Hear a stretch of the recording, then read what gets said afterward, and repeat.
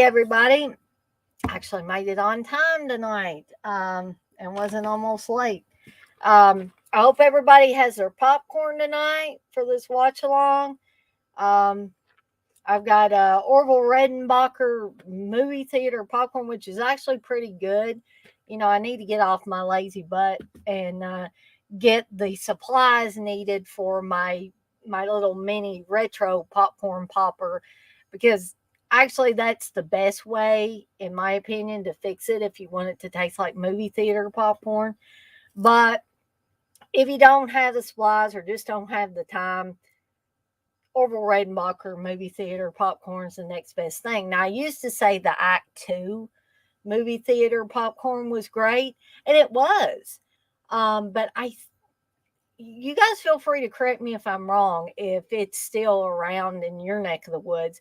But in my neck of the woods, after that big uproar over some chemical that was in it that they said was harmful to people, that movie theater popcorn from Act Two disappeared out of the stores around here.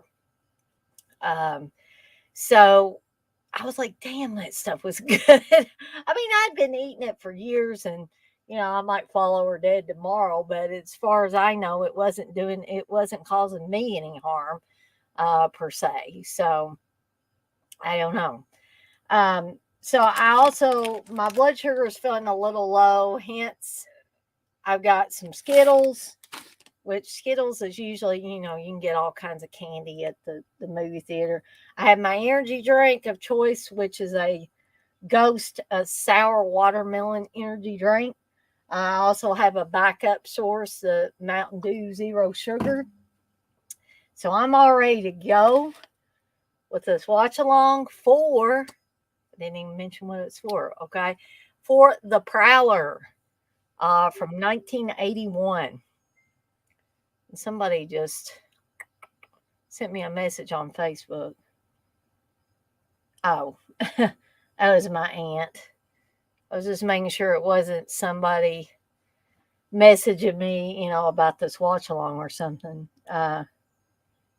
Yeah, exactly. TJ Shelby, drink your juice, which I know what that is from. That is from uh, Steel Magnolias, which I find very hard to watch now for, obvious reasons. I used to could watch it a lot more before I was diagnosed with diabetes. Uh, yeah. Uh, let's see. Let me go back up here. And John says the moral of this movie: don't send a Dear John letter to a World War II vet. Exactly. Exactly. Of course, if that hadn't happened, we wouldn't have this lovely movie. Now, there are two camps. Speaking of the Prowler, there are two camps on this movie. Possibly maybe three camps.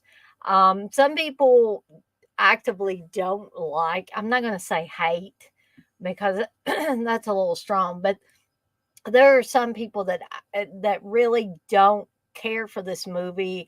I've heard things like, nothing happens during most of the movie, that it's slow, etc., etc. But I find it, I don't know, personally, I find it pretty well paced.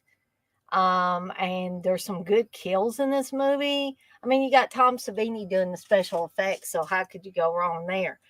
Um, I don't know. I've always liked it. I've always had a certain fondness for it. But of course, some people would say, "Yeah, but Danny, you like Final Exam, Terror on Tour." Uh, some movies that people say are absolutely awful.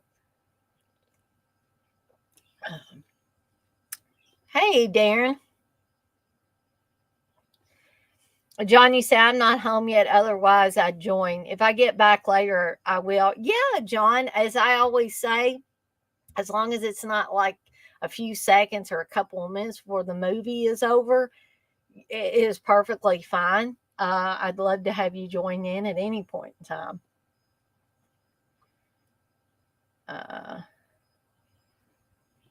that's right, Texas. Orville Redenbacher popcorn eyes.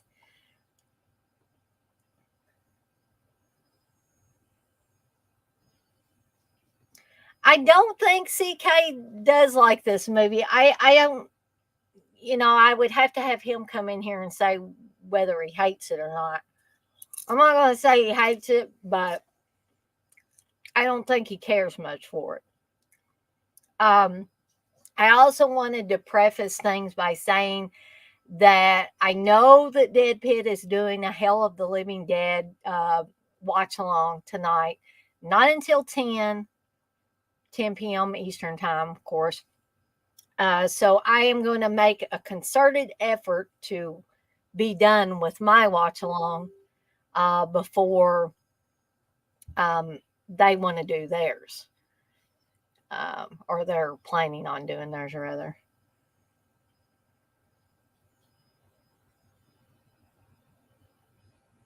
Oh, sorry, guys. I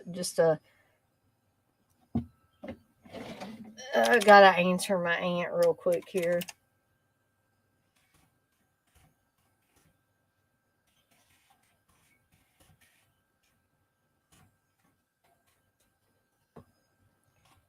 In her defense, she doesn't know I'm doing a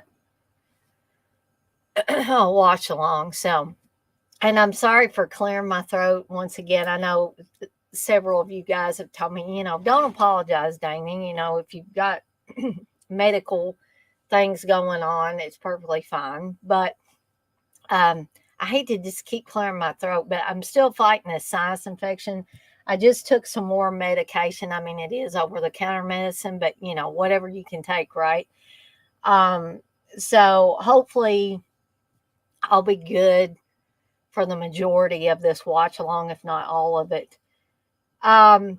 Yes, Darren. We just watched that a little earlier. We did watch Lisa and the Devil. So we should be ready to go tomorrow for that. Um, and I remembered watching it after it got started. I was like, "See, we watched this together, right?" And he was like, "Yeah." I was like, "Well, it's coming back to me a little bit now." But I couldn't remember how it ended, so that was good. So it was like watching that fresh. And I'd forgotten Telly Savalas was on, but I'll save all that for tomorrow.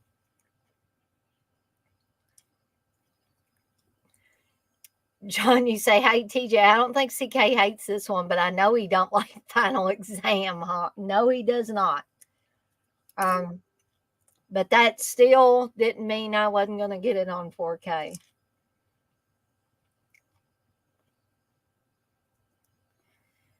Sorry, I'm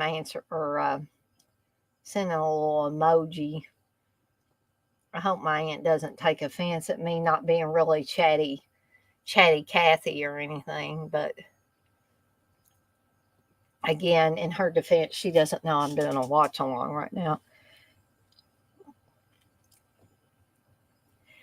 John, you say, honestly, I don't mind Final Exam. It was fine. I need to rewatch it again.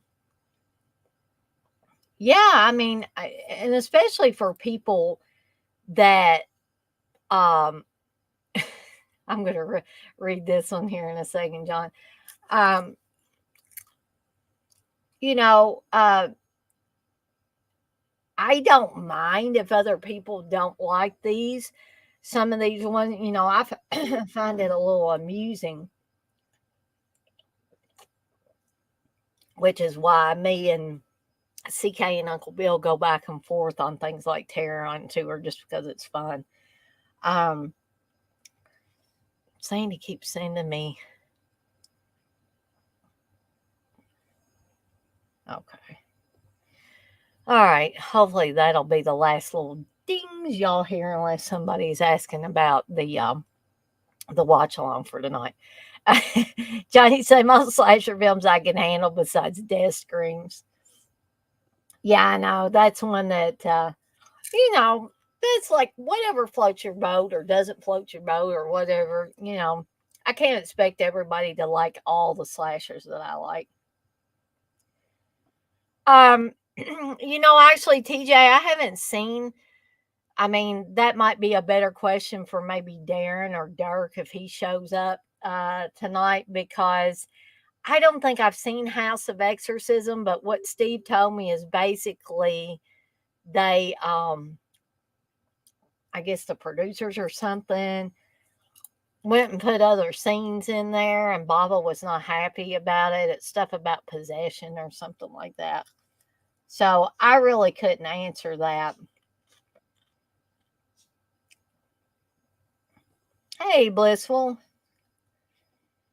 Darren, you say, TJ, I'm watching House of Exorcism in a bit. Okay, so I am going to do the Daily Grindhouse tonight. I thought I had all my ghost hunting stuff, like the spirit box and the voice recorder and all that stuff. I thought I had all that in my kit, but it must have gotten separated somewhere along the way. So I'm going to show you guys what I do currently have in my kit. Excuse me, real quick. And hopefully, I'm planning on doing some kind of stream where I actually show you guys how all this stuff works. And, maybe we'll pick something up and I can play it back on the voice recorder. You guys that are in here that night can, experience it in real time. And also people that watch it later can enjoy it as well or be freaked out by it or whatever.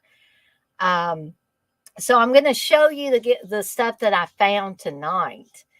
And then in between times, in between me doing the stream where I actually show you guys how the stuff works, I'm going to try to hunt up the spirit box, voice recorder, all of that stuff. To be totally honest with you, it's probably either one of two places.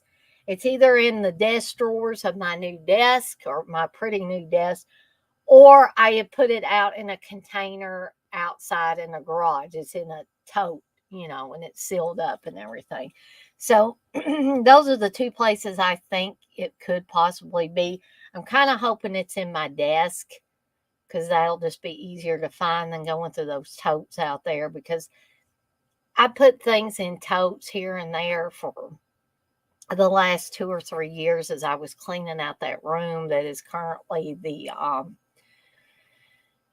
snake, iguana, and it used to be the rat room, but I don't have any more rats. So the snake, iguana, and guinea pig room, so that I would have room for them. Texas says, hit that like button, you mofos. Thank you, Texas. Texas is one of my biggest promoters. Darren says, awesome, Dana. Well, I'm glad that you guys seem to be looking forward to that stuff. We are also, unless Dirk tells me different before then, next Thursday, I am planning on having a third paranormal experiences stream. And Dirk has agreed to be on it. He's going to be talking about some experiences he's had. And I believe he's also going to be talking about some haunted places in Louisiana, which is where he lives at. So that should be really, really interesting. Also, want to remind you guys that tomorrow night, starting at 7 p.m. Eastern time, unless you guys would like me to make, well, why don't we just go with 6? Because usually, unless somebodies tell me that 7 o'clock Eastern time will work better for them tomorrow night for the watch along for Bachelor Party starring Tom Hanks and Tawny Katane. So, Texas is the hype man. Texas says, thanks, Dana and TJ. Well, you're very welcome. Sorry to be eating popcorn, but, we are going to be watching a movie tonight. Okay. So, I did want to also remind you guys again, you're going to get so sick of me reminding you of stuff, like about these watch-alongs and stuff. So, May 20th, we have Eyes of a Stranger, and I haven't come up with one for the 21st yet, but I'm sure I will. So May 20th, which is a Saturday, will be Eyes of a Stranger. May 27th, Happy Birthday to Me. June 3rd is Killer Workout, followed on June 4th with Death Ball. June 10th is Bloody Birthday, followed by on June 11th with Nightmare on Elm Street 2. And any of those Sundays that I don't currently have filled in, I'll be coming up with some movies shortly for that. So also next Wednesday will be TJ and I, barring anything happening, talking about some more Monsters episodes. So we'll be talking about the second half of the second season of episodes of Monsters. And, of course, I may throw other things here and there. I again want to announce that Seductive Poison will be making a revival. It's coming out of semi-retirement. And I meant to ask Kelly earlier because she was messaging me on Facebook Messenger. And I meant to ask her then. And she said something about trying to show up tonight. She hadn't been feeling very good either. And she said classes had started back up again. So she's kind of a busy woman right now. And she, bless her heart, she apologized for not being in my streams lately, which, I know we got lives outside of these live streams. I do, you guys do. And so I totally get that. So if she shows up tonight, I will just go ahead and ask her. So let's read through some more of these. Hey, Dirt. So, hey, Dana, I was watching Lisa and the Devil writing notes for Eurocult tomorrow. Yeah, Steve and I was telling Darren, Steve and I rewatched it. I had forgotten I had watched that before. I mean, some of it started coming back to me, but not the ending. The ending didn't come back to me. Of course, I'll talk about that tomorrow. But, so yeah, I'm all ready for that tomorrow. John, you say you caught up on Joe Bob Dana. I saw week 1, but I'm so behind. I'm pretty much caught up on it, John. But there were some of the movies where I fell asleep before they were over, or I just wasn't interested in them. The one, Tigers Are Not Afraid, or something like that, I was totally, I don't know, I just wasn't interested in that one. Was that last week? But you guys that like the Babadook was shown last night, and The Mothers, Muthers, from 1976, which I thought it was a stretch. They were trying to do like movies to celebrate Mother's Day. But remember how I said I really didn't like Babadook? I pretty much hated it.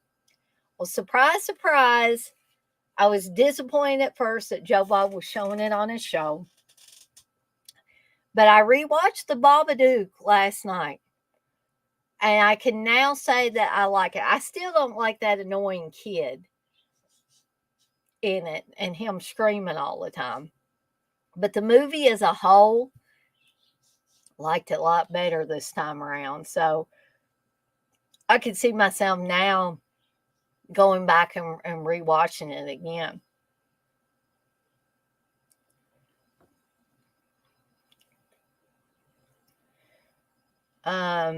Dirk, you say, I also got my notes ready for Thursday stream on the paranormal. Man, that was fast, Dirk.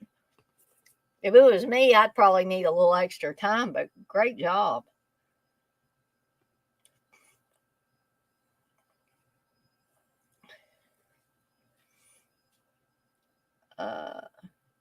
TJ, you said Joe Bob had a great show last night. Yeah, Dirk, exactly. And that's what I realized this time around, that Babadook is more than meets the eye.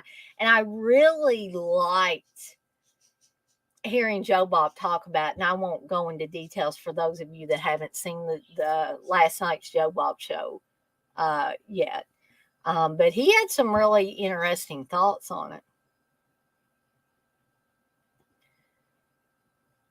TJ says, yeah, you're not supposed to like the kid to the end. Yeah, actually, I did like him a lot better by the end. He seemed a lot calmer. But oh my, I just started itching all of a sudden. Okay. Texas, you say on Twitter last night there was a debate on who was worse, Bob or Sam. Bob won out, of course. Yeah, exactly. And you know who I thought of, Texas? I thought of you when they were saying that. Blissful, you say I missed out. I'm in a reading challenge and I've become competitive. Well, that's okay. I mean, if you got to be competitive over something, I'd rather see somebody being competitive over a reading challenge. TJ, you say, yeah, I agree with Joe Bob, but you can interpret Babadook differently. Yeah, you could interpret it a lot of different ways. Bob, though, I'm going to be in the minority here, guys, but I find Sam a lot more annoying than Bob. A lot more annoying than Bob.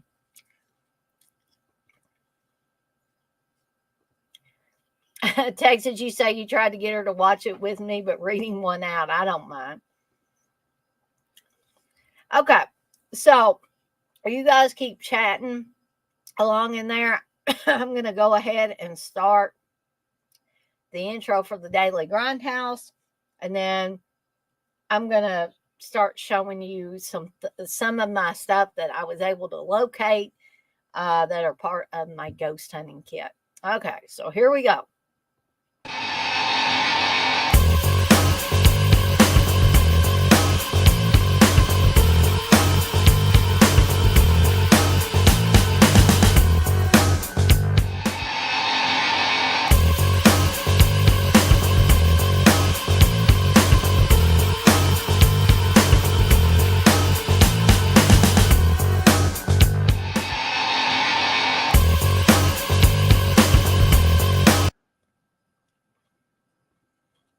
All right. Let me read these real quickly here.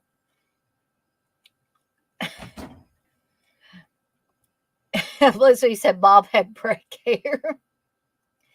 Texas, I agree. You say his whole analogy on the ending was dead on because I never thought of it the way he did. And if y'all hear thumping back there, it's just poor old Brandon. It's not any ghosties. TJ, you say, but Bob is annoying throughout. LOL. John, you say 2 more syllables and it's a Flintstone episode. Yeah, exactly. Yeah, good point, Dirk. Lady Bob is really what's annoying, not the kid. It's that woman's voice. Exactly.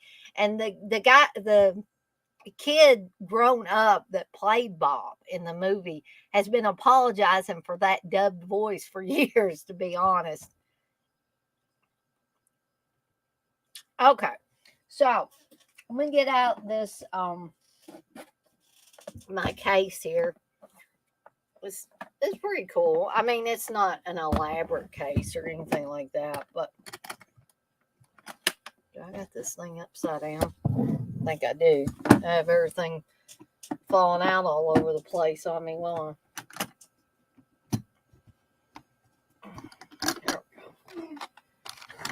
I may have to go in there and do something with Brandon. Actually, let me go do that first, guys, and just bear with me. I'm so sorry.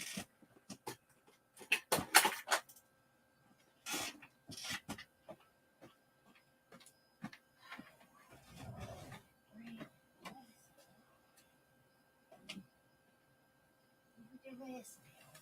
Gotta rest.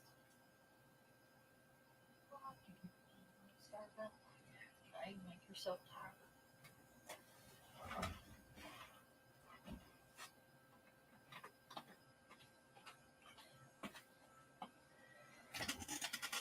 All right. So, the first thing I'm going to show you, I mean, this is pretty cut and dried here. This did not actually come in the kit, but this is a little mini HD camcorder that I bought with the intention at that time of, I don't think I had this when I went to Waverly. This was purchased after I went to Waverly because it has night vision on it and it's small and compact, but I had the intention um, of trying to record things around the house. And I know people will probably say, "Oh God, Dan, did you see Paranormal Activity? Don't be doing that shit." But I really wanted to see if I could, capture anything. Well, that never came to pass because, you know, just I would probably have to put it back here in this room or possibly in the kitchen with as many dogs as I have. Putting this thing on a tripod might be dangerous to this actual piece of equipment, which it didn't cost all that much, but I still would prefer that it didn't get broken. And this was actually a camera that was recommended for trying to capture ghosts. Okay. This next thing might need a little bit of an explanation because I don't know if y'all can read that on there, but this is an infrared thermometer. There's two batteries and stuff in it. I think this did come with the original kit, and it's meant to. You guys have always heard that when there are ghosts around, that it gets very cold.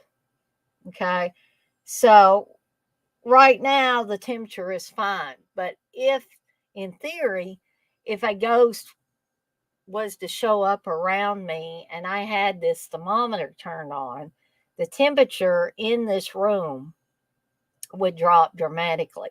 So that's what this thing's for.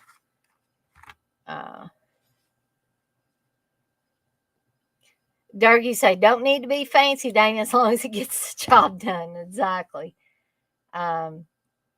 Hey, 71, you said that camcorder would be great for my cat mafia spying and stalking people.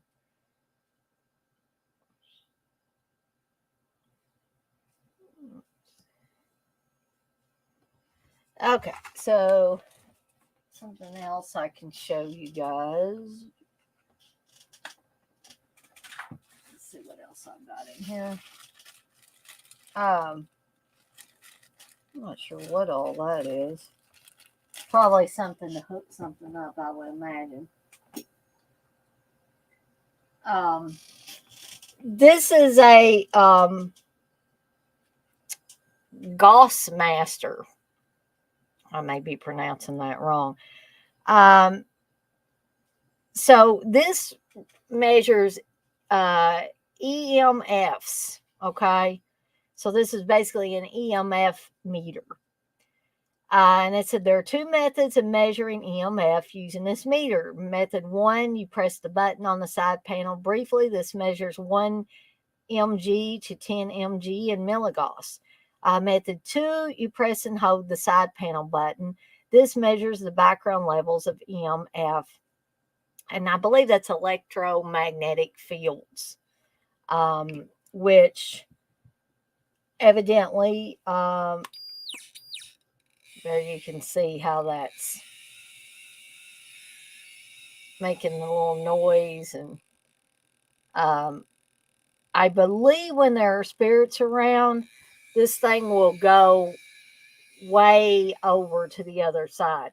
Now, also keep in mind when you're using one of these things, or if you're using one of these and other meters, when they're around computers or television or microwaves or anything like that, um, see see what happens when I get that. I've got it moved over here close to my computer tower, and you can hear it just squealing and going off the scale. So you want to make sure, if you're trying to measure spirit energy around you, don't have it too close to any devices like that. Or, like I said, you will get this, and that would be like a false positive. So,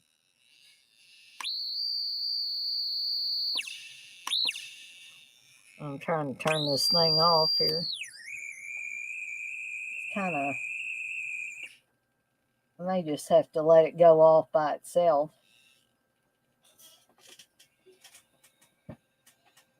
I hope it doesn't continue to make that noise. Okay. Well, I guess I didn't remember how to turn that sucker off.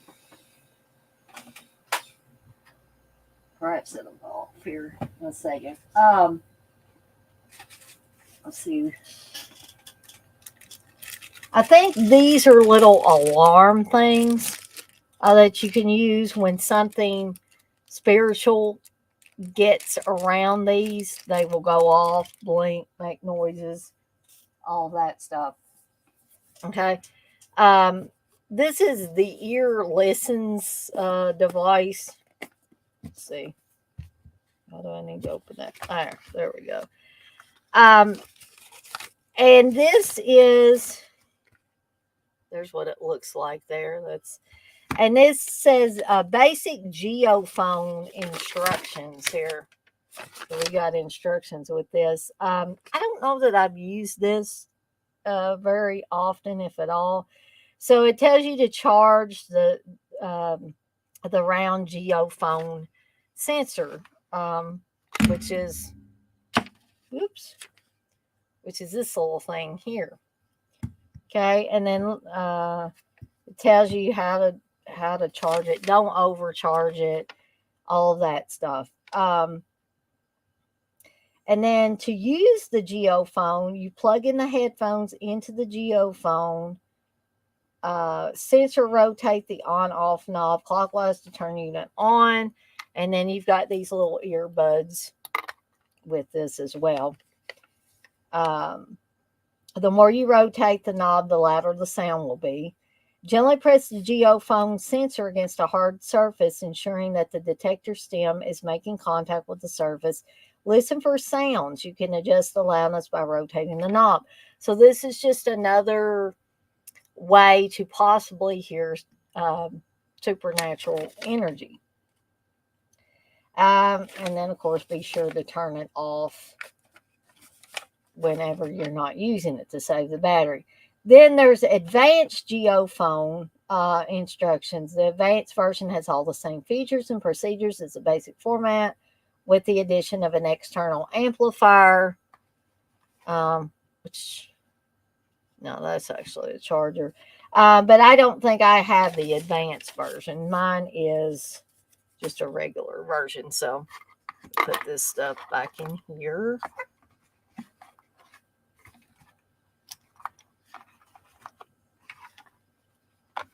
Like I said, I wish that I'd been able to find my other stuff before the stream started.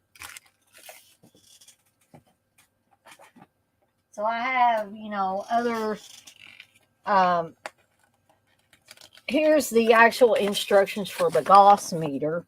What it does is it measures the strength of AC magnetic fields, also called electronic magnetic fields, and will enable you to locate safer areas of your home or office in order to minimize exposure.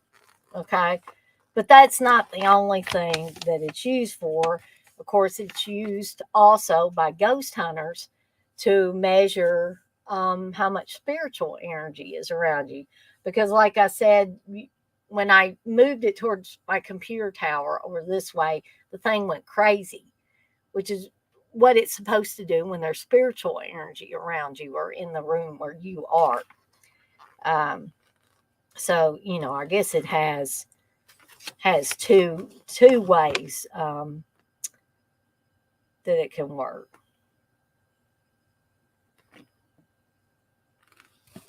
So if you're interested in it for health reasons, it's good for that too. Um, so I also have, a voice recorder did come with this kit. So the instructions are in here, but my voice recorder is somewhere else. So this is basically what these little mini voice recorders look like. People have used them in college classes and stuff like that to record when the professor's talking, just to help them out a little bit. Here's some more information about the infrared thermometer.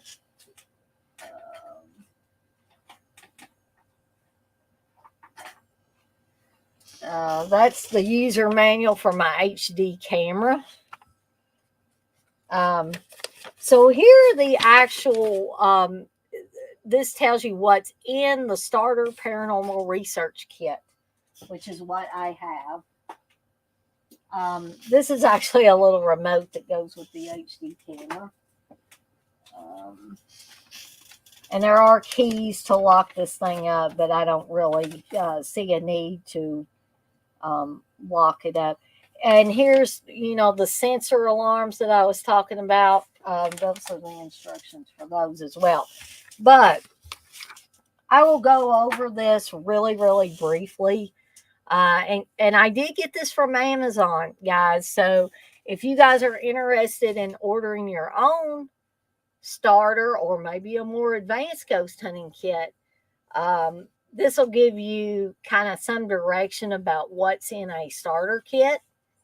And then you can just go from there. So this says, congratulations on your new starter paranormal research kit. With the instruments in this kit, you can join the thousands of other researchers in the quest for detecting, quantifying, and understanding paranormal phenomena. And then it goes on to say that paranormal research is still a new science, yada, yada, yada. And there is no guarantee that you'll find a ghost or have a paranormal experience. So, again, the Gauss-Master EMF meter that I showed you, an EMF meter will detect and measure AC magnetic fields. AC magnetic fields are normally caused by the flow of AC electricity, which again was why when I got that meter near my computer, it went off the scale and went crazy.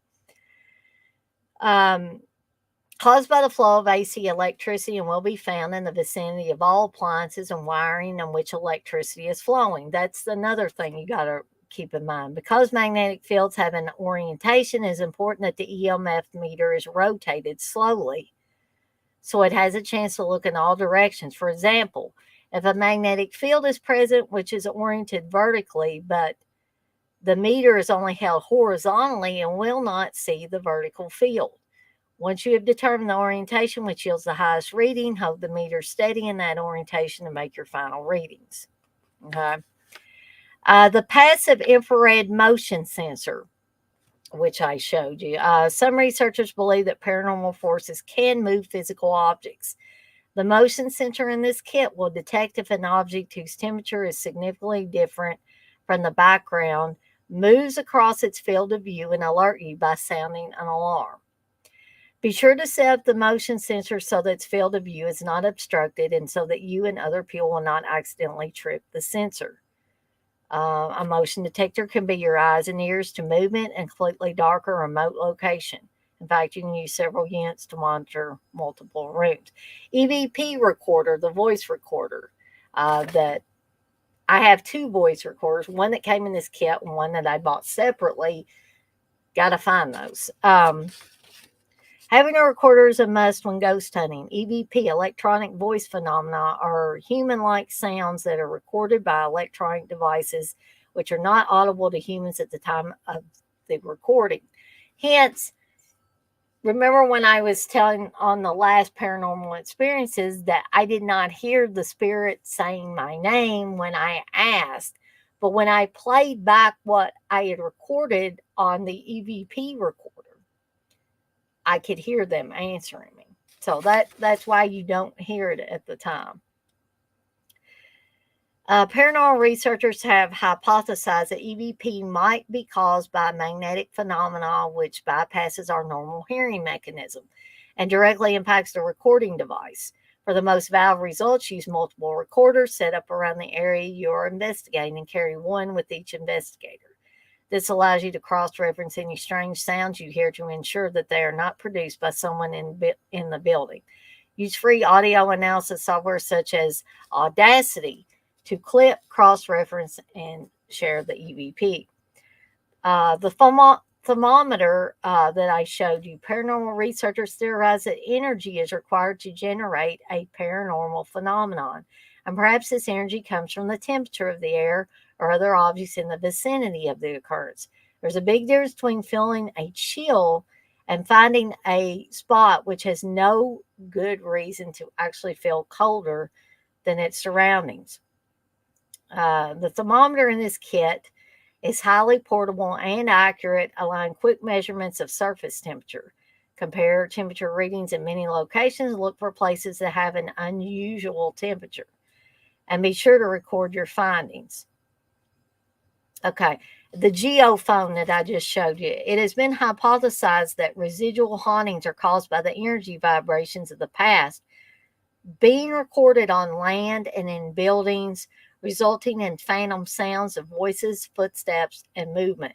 When placed against a hard surface, the geophone has the ability to take a sound vibration and translate those vibrations into an electric signal, which can be heard and or recorded and analyzed. Listen directly with the supplied earbuds or connect 3.5 millimeter stereo output jack to your EVP recorder to log the information for later review. Separate cable, of course, required.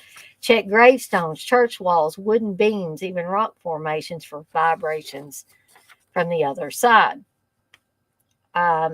And then again, they give you safety notes. Never desecrate or trespass on property where you do not have permission. Use common sense. Stay away from possible sources of injury, such as electrical wiring or boxes, unsound buildings, broken glass, barbed wire, hose and ground.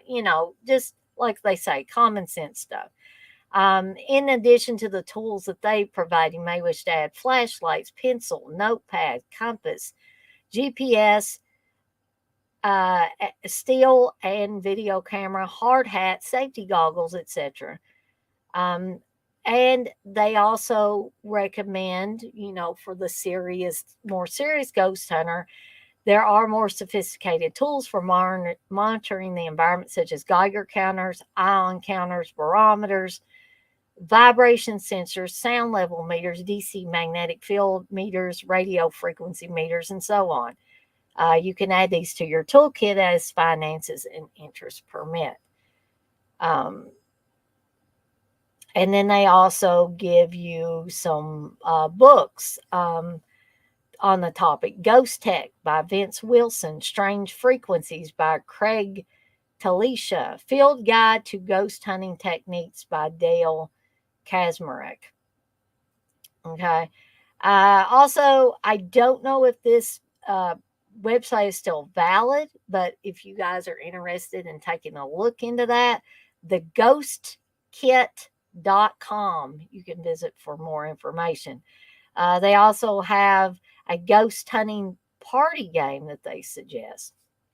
So, anyway, let me put all this stuff back in here.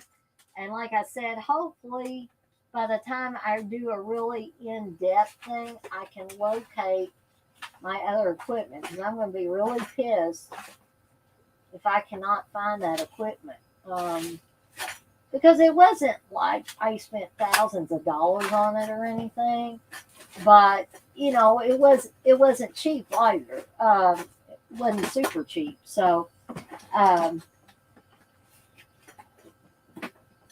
yeah, get this thing closed here.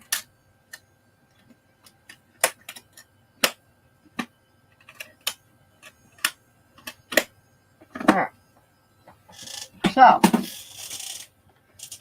I was trying to pay attention to this as I was going through these things, but well,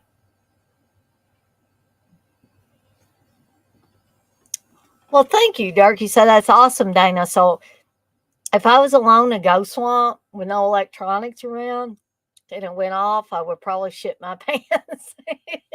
Yeah, exactly. Yeah, I would second that. Texas is dirt. Just be careful now. Seriously, I would say be very careful. Durkee said that is cool as hell, though. You definitely know something's out there. Yeah. Um, Durkee said, Dana, I think Scream Factory has 2% off sale on Evil Dead 2013 4K. In case you change your mind. Well, unfortunately, Dirk, I have not changed my mind on that one. Well, thank you, Blissful. You said, Dana, you have cool gear. Dirk, you said, I need to revisit that movie White Noise. So do I, Dirk. When I watched it many moons ago, I was really interested in that. Yes, it was effective and it will get your brain wheels moving if you are interested in that stuff. Blissful, you said, when I was first looking for frequency to play at night, a lot of white noise was listed. Yeah, and white noise again is where you will be able to more clearly record supernatural entities. And I'm not saying it's going to happen every time because I didn't experience it every time, but it was really cool when I did. Hey, Mayor. You say hello, everyone. Hope everyone's having a fantastic weekend. Other than still having the sinus infection, I'm groovy, Mayor.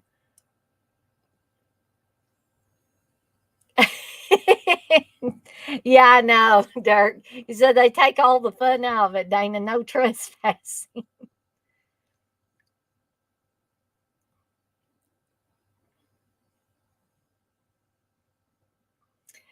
Oh, that's okay, Mary. You said, sorry I'm late. I was opening up my new album by The Cult. It's a double cream color vinyl. Ooh, that sounds cool. 71 says she loves The Cult. Okay.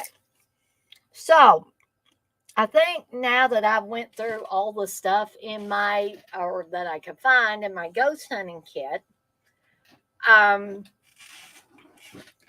I think we're about ready to get this movie started. Being this it's almost 8 o'clock now, I've blabbed on for about an hour. Um, so I had my Blu-ray in because, as I have explained, the last couple, 2 or 3 watch-alongs I've done, I found that if I switch back and forth between YouTube or Tubi or wherever the link is that I find it at, it seems to almost pause the film. And so then I get behind everybody else that's watching it because I try to go back and forth between the movie and the chat while the movie is still playing. So I am using the Blue Underground Blu-ray, came out a few years back. And I've got it at the black screen right before the newsreel footage starts in the movie. But for those of you that are using the YouTube link,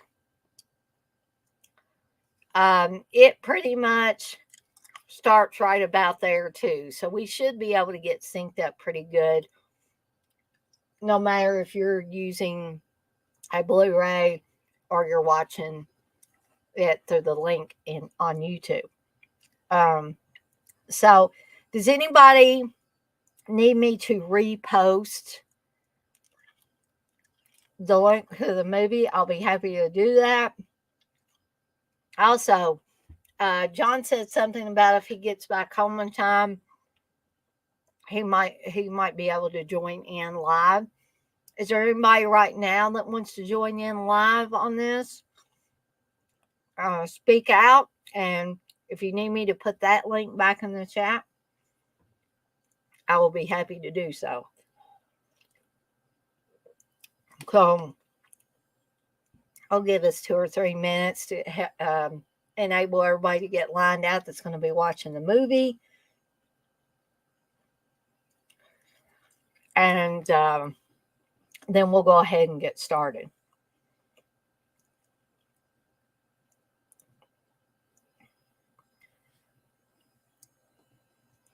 Mayor, you say, I actually just got the Blu-ray of the Prowler last month from the MVD Blue Underground sale. Cool.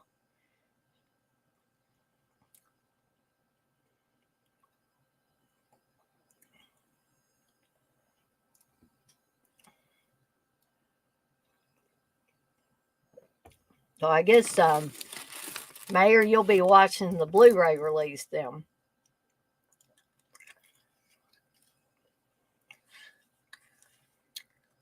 Quite a few people in here tonight. We're kind of fluctuating back and forth between 11 and 12.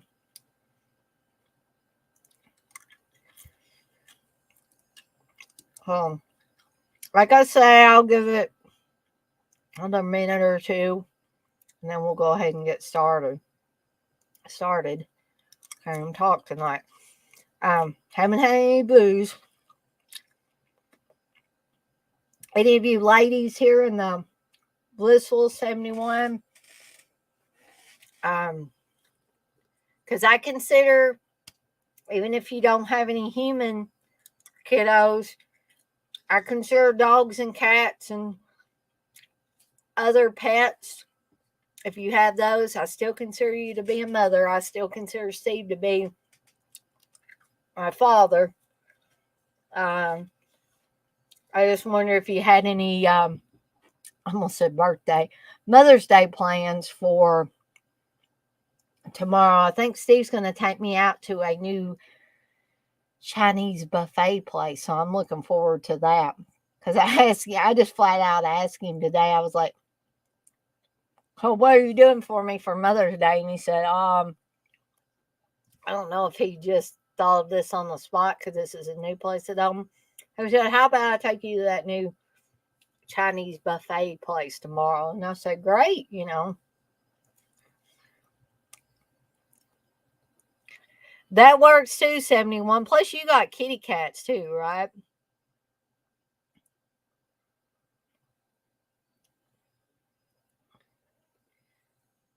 Oh, that's nice, Blissful. You say tomorrow you're spoiling your mom. I talked to my mom today. Well, actually, she called me. I'm going to call her tomorrow too and wish her a happy Mother's Day. But I sent her a couple of presents and she got one of them today. And she called me to tell me how much she liked it. It was a picture of, looks like these farm animals looking through your window.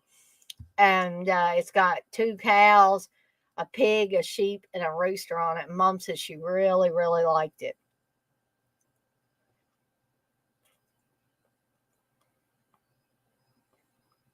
Oh, well, imaginary cats is is even easier to take care of, right? Hey Les, she said, "What's going on, Dana? Where's Steve?" Steve is resting, but don't worry, never fear. I won't let him be late for y'all's watch along at 10.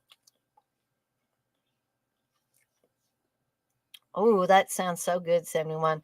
I'm making a strawberry cheesecake pudding whip topped pie tomorrow. Yummy.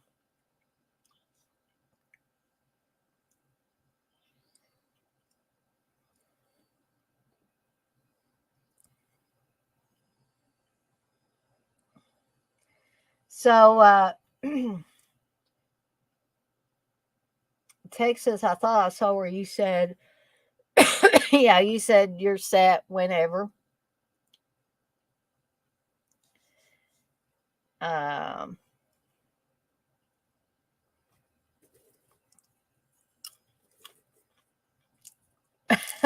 Blissful, you thought the cats were real also.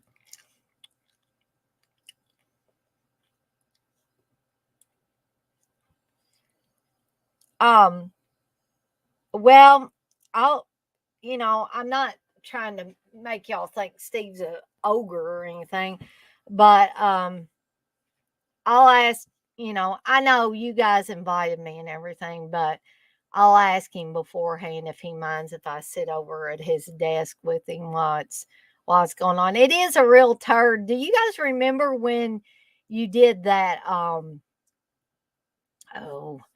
that live drunken commentary for it a few years back? Well, several years back at Fright Night. Do you remember that?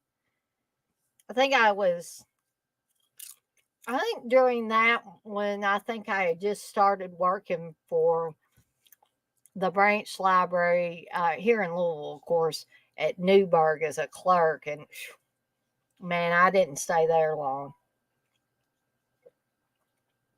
I think I stayed there maybe 3 months. I ended up going back to Fern Creek.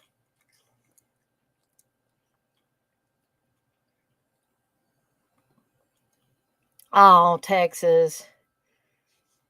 I'm sorry. I mean, I sometimes don't think when I say things, and I talked to my mom, but my dad just lost his mom here recently, my gran, and so I am really sorry. I apologize. I forget at times, even though people have told me stuff before.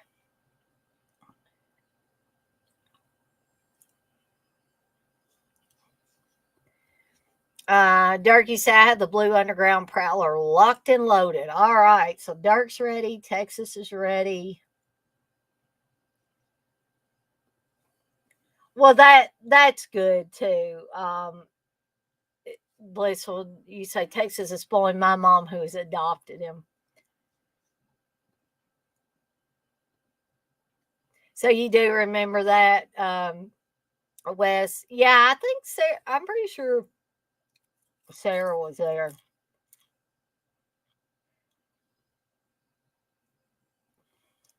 Oh man, dang! I'm gonna bum everybody out. Sorry, TJ.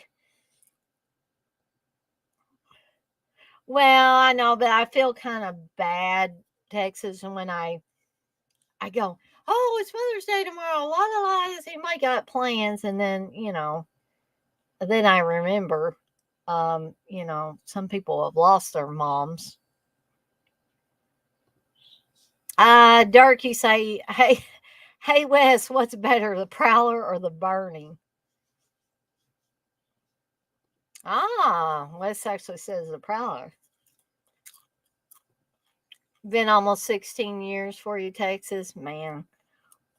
But we don't ever forget things like that. It doesn't matter if it's been um, in the past week or it's been 16 years or it's been longer. Yes, Wes, you are exactly right. Wes is, yeah. uh, Wes says when you lose your mom, you miss her every day, honestly, not just holidays. Yes, that is exactly right, Wes. Exactly right. Mayor, you say your mom's been gone 7 years. Yeah, I second that. Amen. Texas says amen, Wes. And sadly, I know my time's coming. And it fills me with dread thinking about it. I'm not trying to bum everybody out, but unfortunately, we wish everybody could just live forever. Um, Unfortunately, the universe isn't set up that way.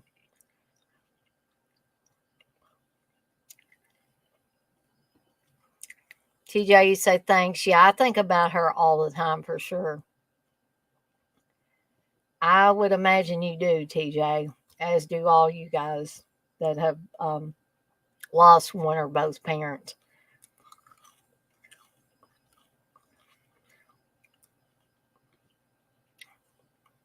A Darky say, yeah, I lost many loved ones. It's never easy. Right.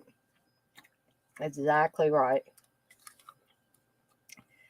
Okay, so before we all get bummed out here, I think we'll go ahead and get started.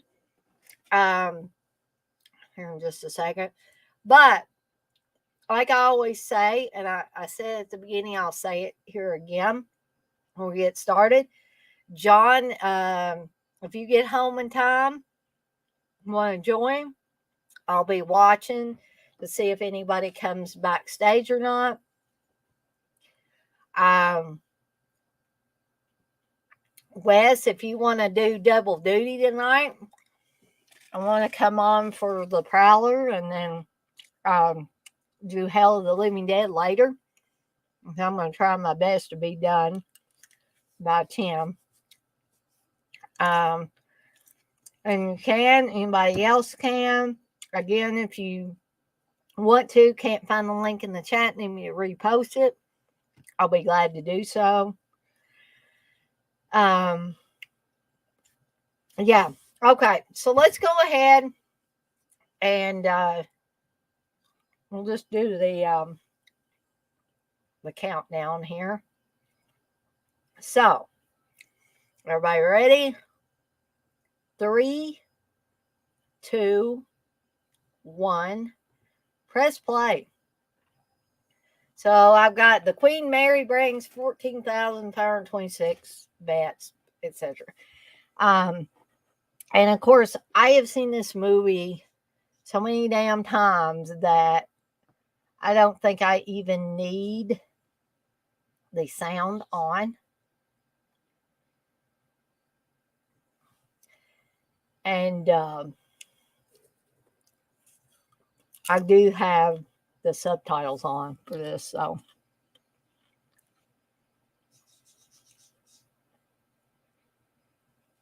so I would imagine, I could be wrong, but I would imagine this is probably some real stock footage. Because I don't know, this is a pretty low budget horror movie. I don't think that they would have tried to recreate this if there was all, why reinvent the wheel, right? There's already old footage of this advertising war bonds. Why not use it? Well, here is a coveted or dreaded or whatever you want to say, Dear John letter. Now, I'm sure there were a lot of military guys that got these, unfortunately. Wow, Mayor. I wish I had gotten to see it at the cinema. You said the first time I saw the Prowler was at my local cinema back in the 80s. But the thing about this Dear John letter, this is a pretty shitty letter. And maybe I'm jumping the gun or something here, but there's Dear John letters, and then there's this Dear John letter, where she's saying, I just can't continue to wait for you anymore. That's not love, guys. And so within the fabric of this movie, I'm not saying anybody should go out and kill anybody, but in the fabric of this movie, I think this chick totally gets what she, gets what's coming to her, basically. I remember the TV series Dear John Mayer, but I don't think I ever watched it per se.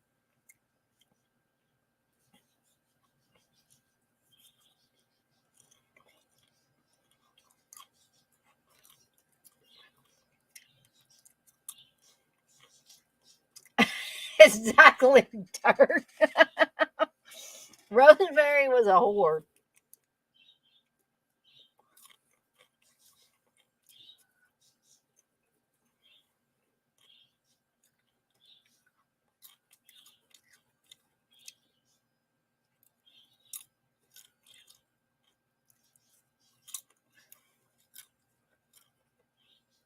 Oh, this is supposed to be the class of 1945.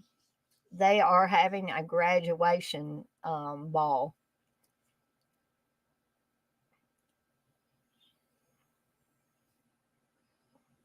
And I believe the guy, not this guy here, But the guy with the girl in the pinkish colored dress, I believe that's supposed to be the same guy that owns the store about 40 or so years later.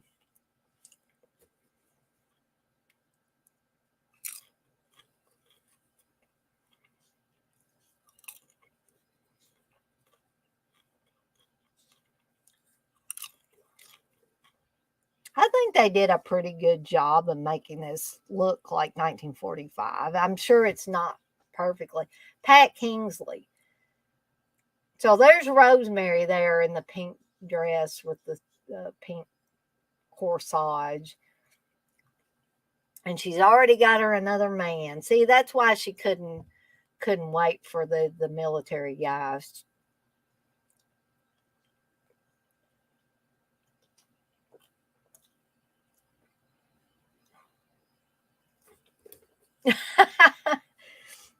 Mary say, well, that was Rosemary's profession, Dirk. Oh, you're not talking about Rosemary from Demons, are you? LOL.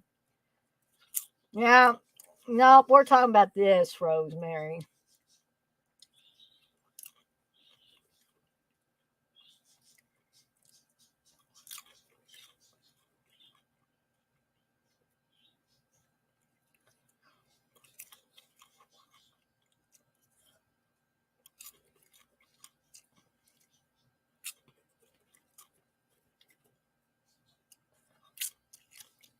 And I can't stand this guy she's with here. He's a real douchebag, too.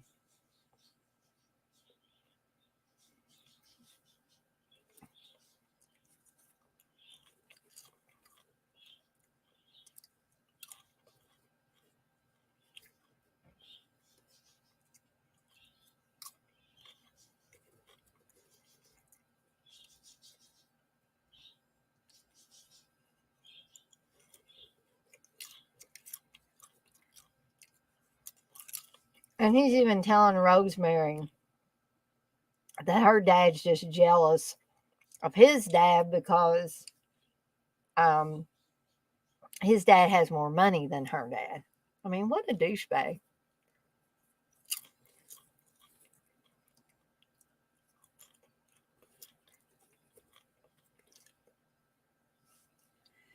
Yeah, TJ, I agree. You say, I bet these vintage costumes were a bit of the budget.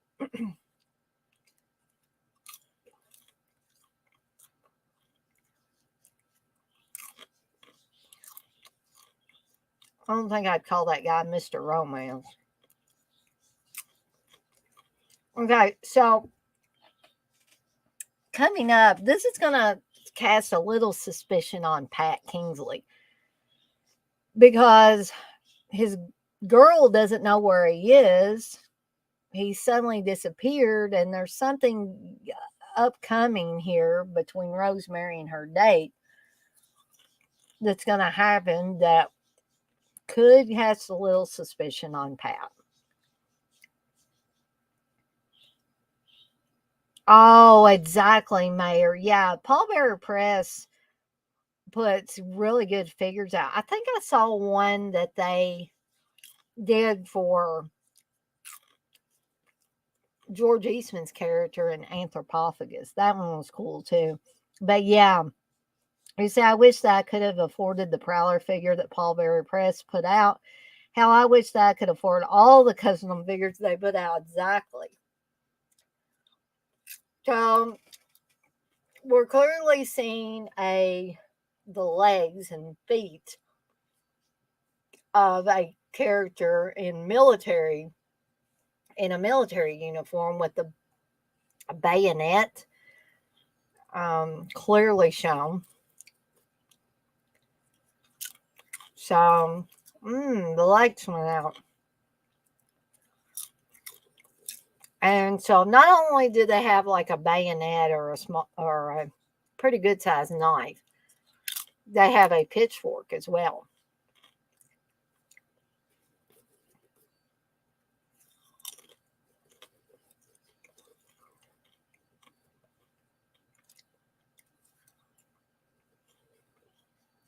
I didn't know he said that. He told her she didn't even have to take her dress off.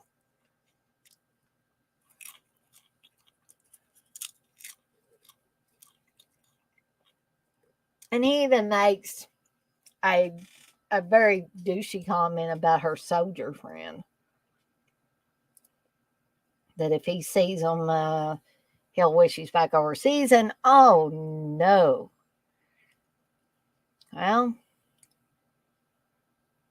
guess depending on who you ask, um, whether or not this chick got what she deserved.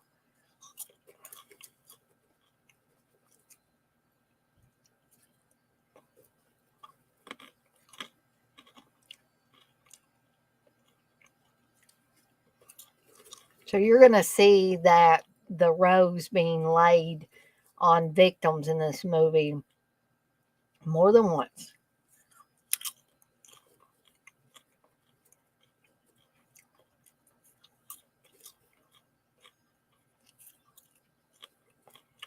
Now, the girl in the purple shorts there on the right is Cindy Weintraub, who I believe was in Humanoids from the Deep, maybe.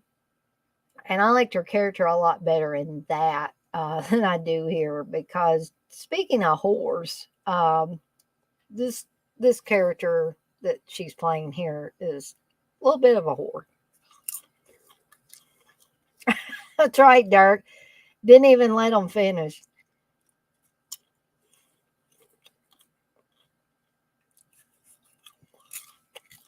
Check out that hair on Deputy London, guys. So Deputy London or Mark was just eyeballing Cindy Weintraub's ass as she was adjusting the sign, and now Pam, who he's supposed that obviously is supposed to be his love interest. Now he's moving on to her, and there, guys, as the sheriff is the late great Farley Granger. I love this guy. Yep, that's right, TJ. Humanoids from the Deep is the wife.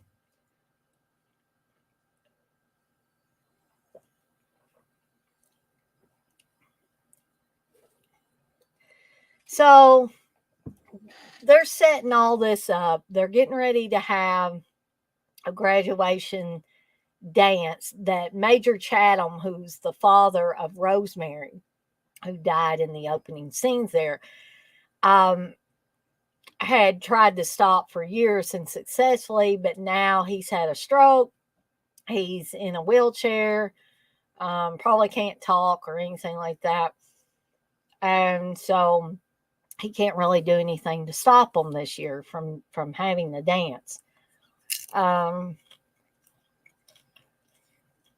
so they've set up a thing where some guy robbed a store in Columbus and cut up a kid real bad, and they're afraid that he might be coming there. The sheriff wants to go on his annual fishing trip, so he's going to leave Mark in charge. So Pam is asking, you don't think that guy that robbed that store will come here? He's like, I don't think so. The state police will get him soon. But they have to do some kind of setup where, um, as the watcher of the movie, we might think, well, maybe, it's not the soldier from the beginning. Maybe it is somebody else. Maybe they're trying to mix it up a little bit.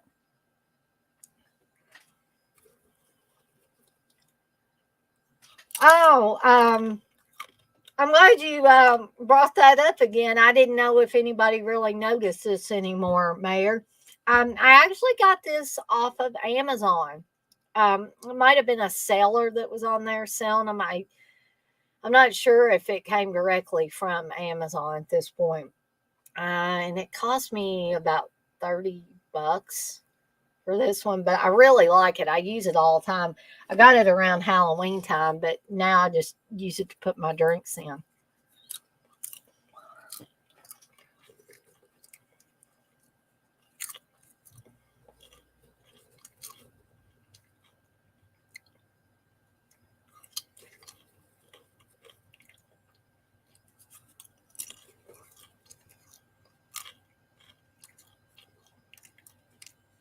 So Farley Granger went from being serious to kind of laughing things off now. Now, here's the guy that I'm pretty sure is Pat Kingsley from the beginning. This is the older version of him.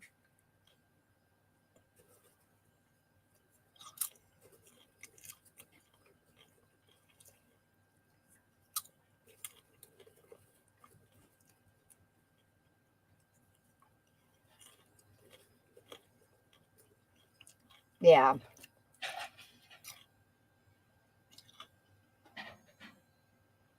I think that's Steve in the kitchen.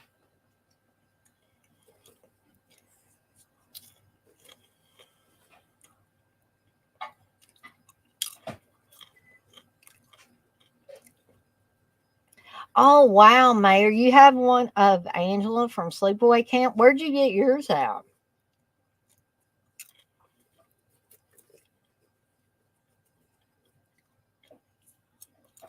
So there's old Deputy London who's eyeballing these girls from the school again.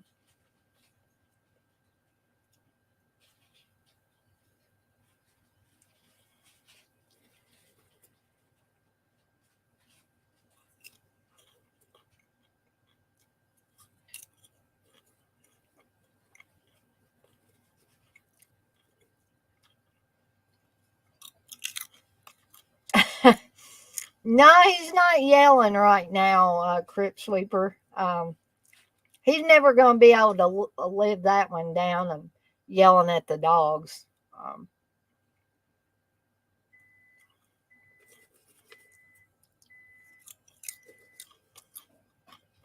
Ooh, you also have a Christmas trash one from Return of the Living Dead, Mayor. That is really cool.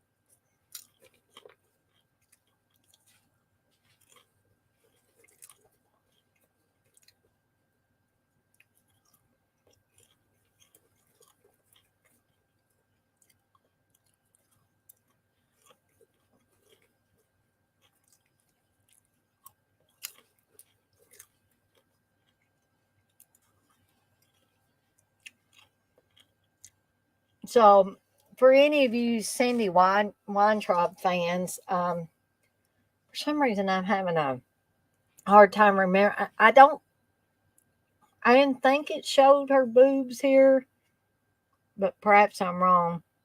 When she comes back in the room and they're talking about Major Chatham, and she, flashes him because he's looking at him from across the street from his house.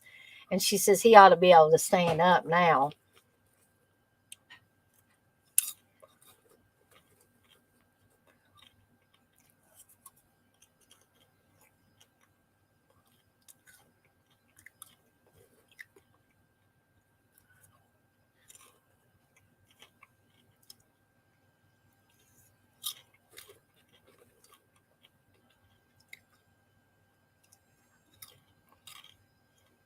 So we see somebody getting ready to, well, they're putting their military gear on.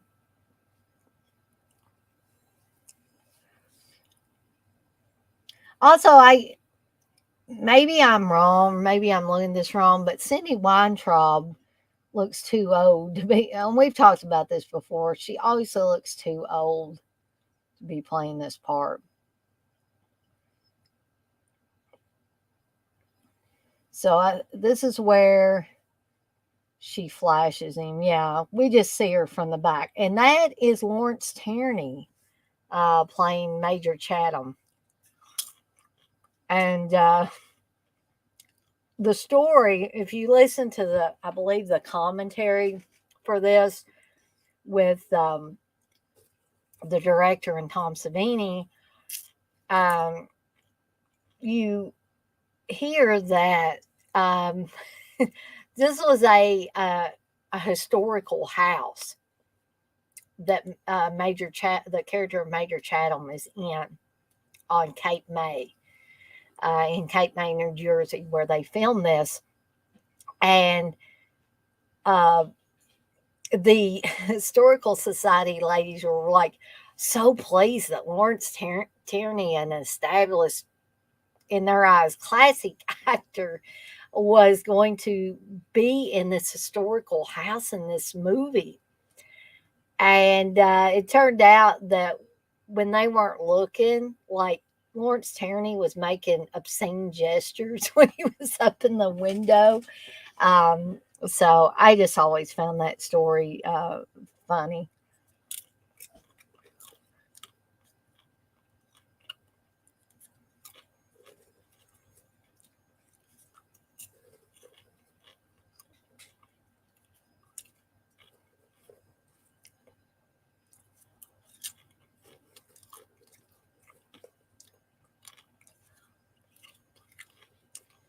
So I really like this dress that Pam has on. I think that dress is pretty. Hasn't really no bearing on the movie, but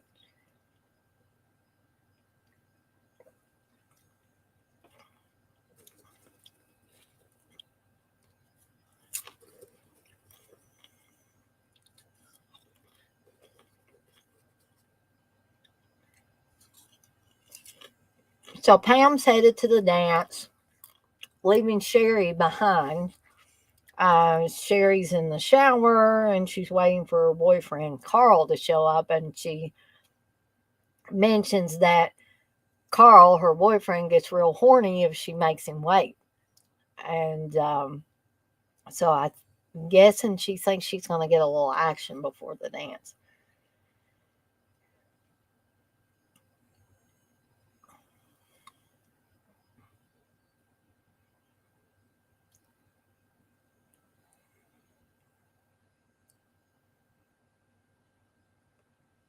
So we see someone coming up the steps, which at this point we're not sure if this is the killer or this is Carl. And they kind of make it tense here, showing flashes of this person coming up the steps, heading towards the room, interspersed with pictures of Sherry in the shower. And as we all know, in a lot of horror movies, the majority of horror movies, when a woman is in the shower, she's at her most vulnerable, and usually that's when an attack will happen. I mean, it.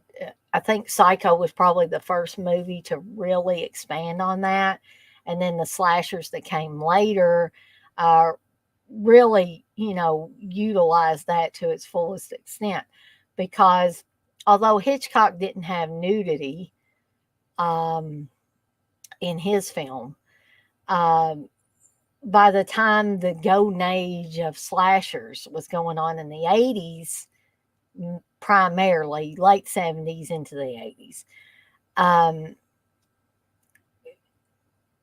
that was utilized to get, that was one of the things that got butts in the seats.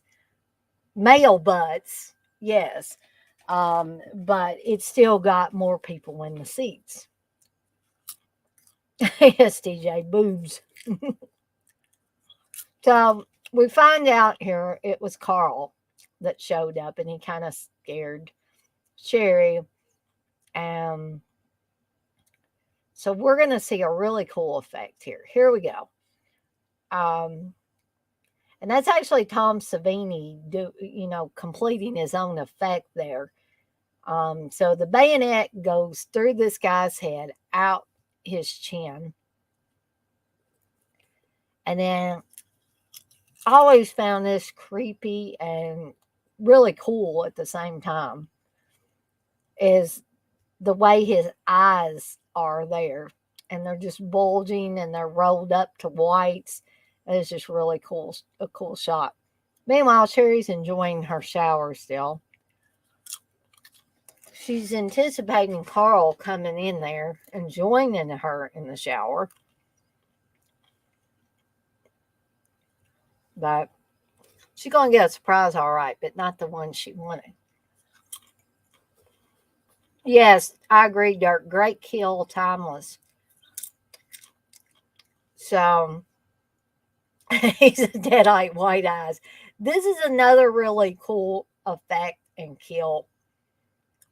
And it has been mentioned that the reason, One of the reasons why this works so good is it looks so painful, and you can hear the pitchfork scraping on the tile behind her. So you can almost believe she was being stabbed with a pitchfork and just being pulled up that wall, which it fades into the dance.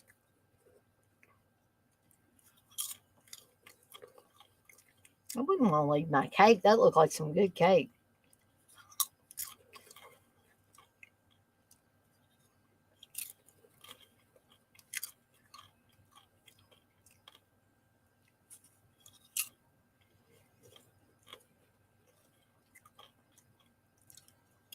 And we've got punch. You know, you can't have a dance without punch and cake, right? So Mark did show up, and Pam's all excited. He's trying to make it over to Pam so they can dance. And something is going to happen here. Damn, Cindy Weintraub's character shows up and pulls Mark onto the dance floor, being very flirty, dancing with Mark. And this is seriously going to piss Pam off, as it would most any woman, I'd say.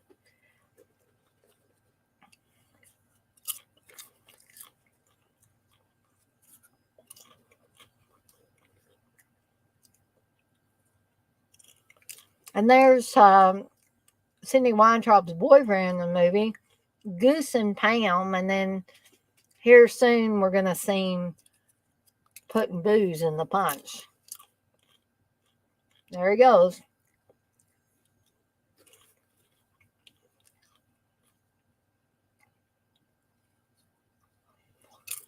Mark looks like he's enjoying that little dance a little bit too much. Okay.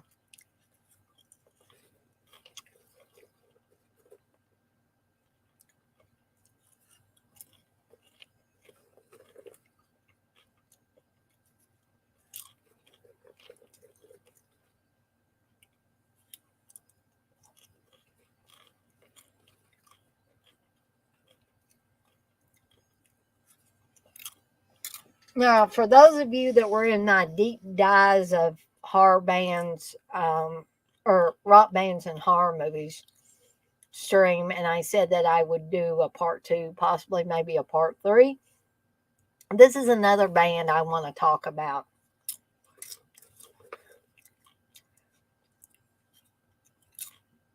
So, damn, Cindy Weintraub's character is not done with the humiliation yet.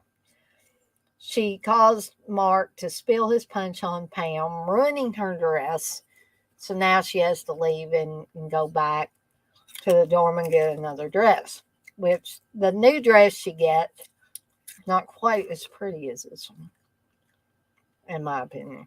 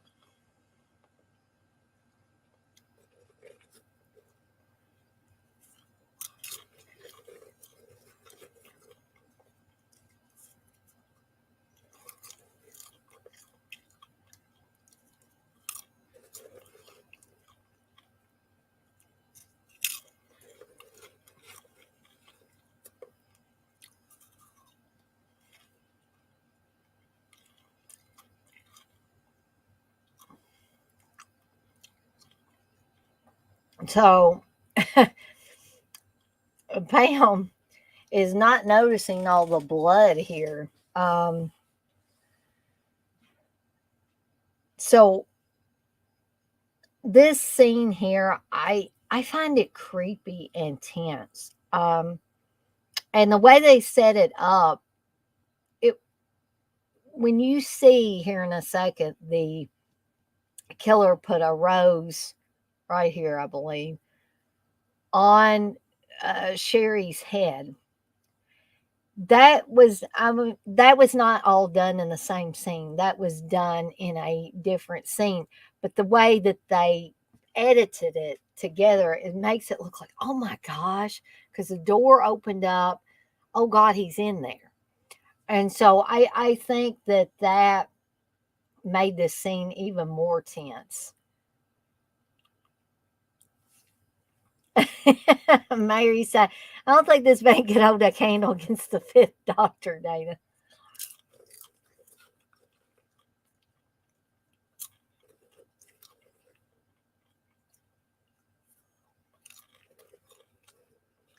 Well, I think she forgot her purse. So then, as if there isn't enough tension, you have to watch her go back into the dorm room and get her purse and come back out.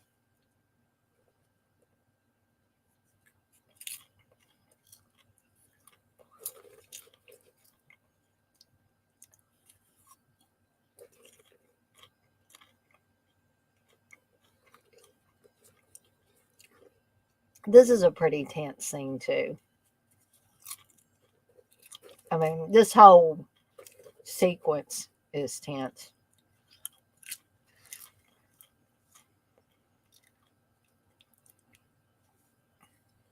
Yeah, TJ, exactly. You say, yeah, they thought there wasn't enough suspense, so they added the rose in the shower post production. It was supposed to happen immediately after the actual kill.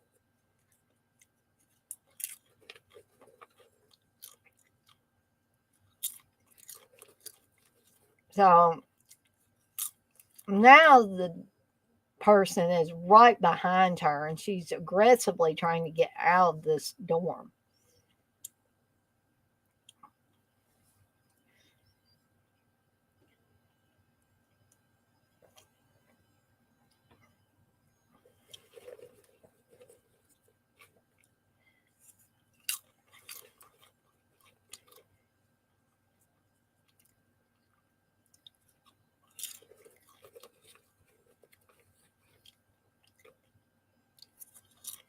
So, guys, I beg to differ with. I mean, it's okay if you still say, yeah, nothing, or this movie's too slow. But I beg to differ with people that say it's too slow for the very scenes that we're watching. Um, I mean, yeah, we are 31 minutes into the film. How the hell Major Chatham got outside there, I don't know. That's horror movie logic for you. Unless maybe the killer, instead of killing him, just rolled him out there.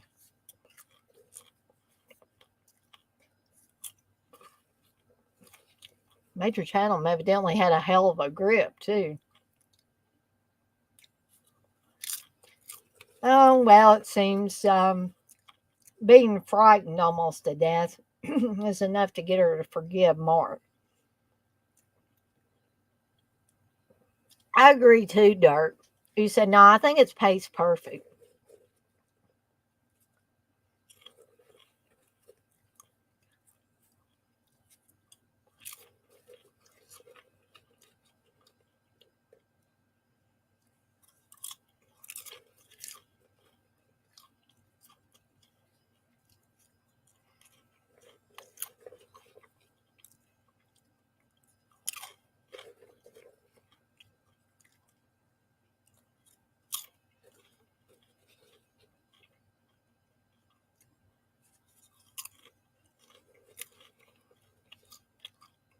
Man, I must have bored some people because we had 12 at one time. Now we got half of those people.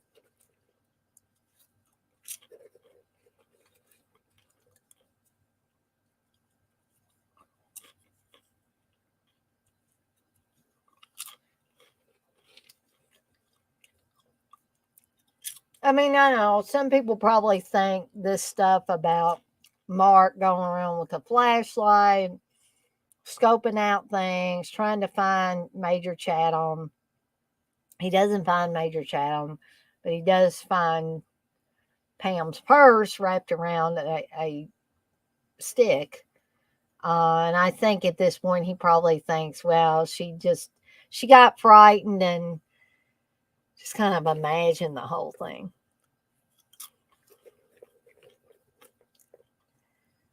But again, it's still tense to me because you see the killer walking around. You don't know exactly where he is. Is he gonna, come around and attack Pam? Is he gonna attack Mark?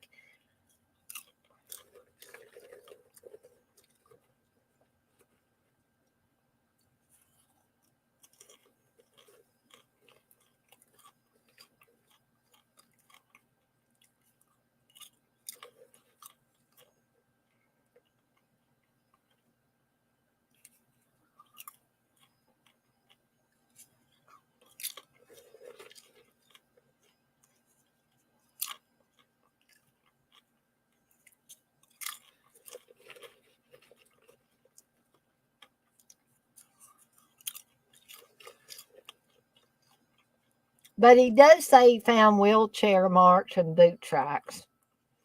So, based on that, it could very well be that if Major Chatham can't talk, can't call out for help, then it stands to reason that the killer may have planted him there.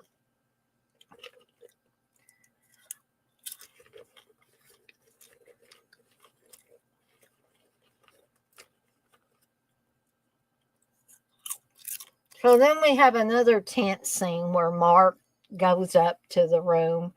We see Sherry dead in the shower. We see Carl hanging up in the shower with her. But it seems that the door is locked now.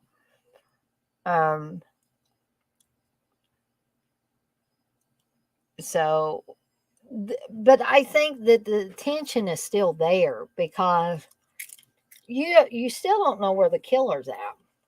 I mean, he could be back in the dorm by now. And he could very easily dispatch Mark at any point in time while he's just kind of wandering around there.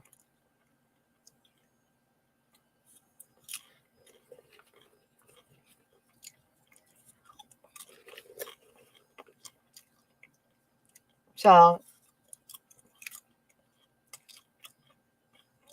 Major Chatham wasn't just outside his house either.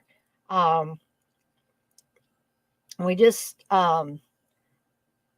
we saw somebody go past in the window, a very psycho-esque scene, I think, because we're like, who the hell is that? So if the killer got Major Chatham, they had to, like, I guess, load him up in a vehicle, take him to the school.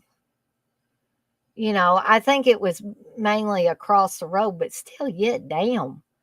That's going to a lot of trouble.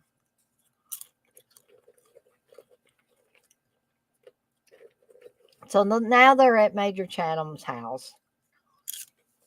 They're trying to find him. And I've heard some people say, isn't this technically breaking and entering, even though a deputy is doing this? Because they don't have a warrant to come in his house. Well, I think they may do this twice in the movie.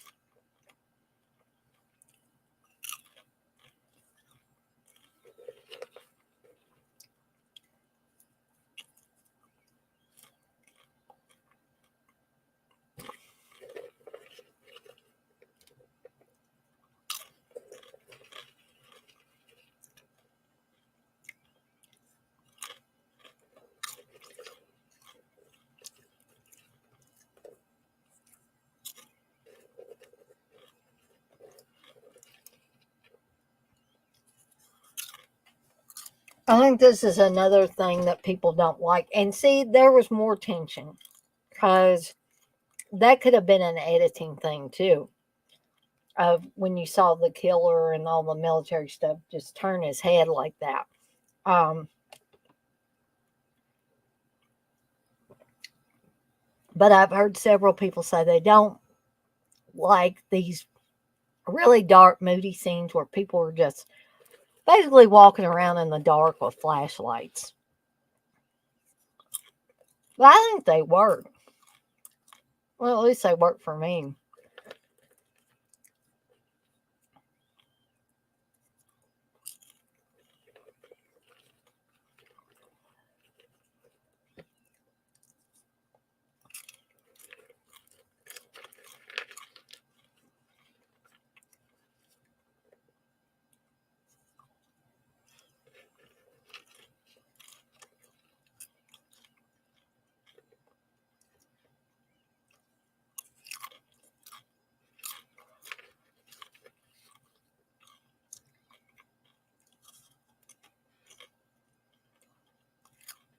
So this is just a little, just me, my mind running.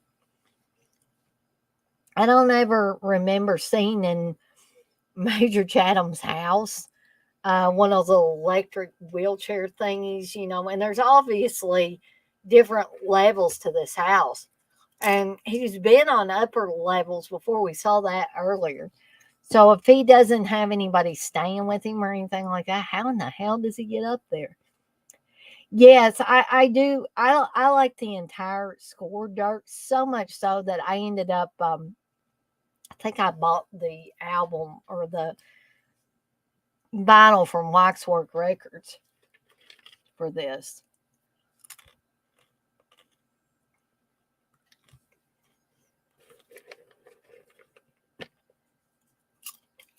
There's that whore Rosemary that started all this trouble.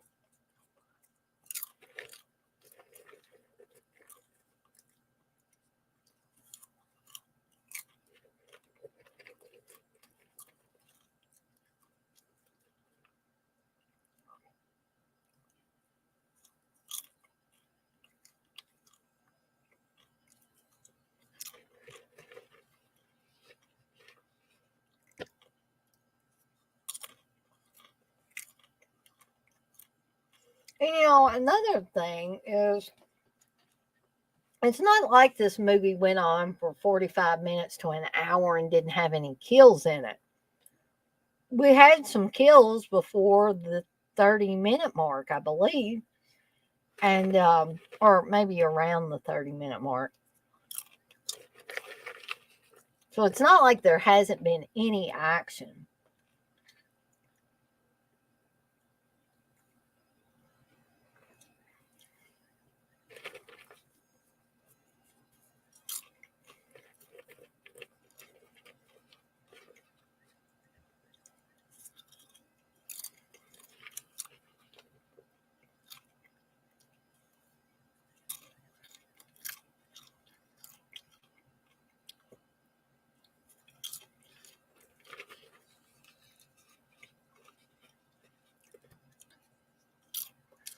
So I think this scene in and of itself is tense too, because we've seen two shots of the killer moving his head and or her head possibly moving their head, and damn, we don't know if they're in the house, they're somewhere else, but the editing is just masterful on this movie.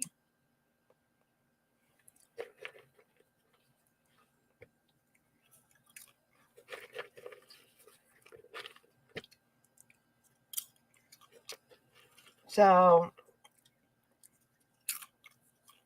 she's found a memorial album for poor Rosemary, I guess. And I remember the director and Tom Savini kind of laughing about that, that it was just like a pasted on picture, which yeah, you can clearly see that, and even more so with the Blu-ray.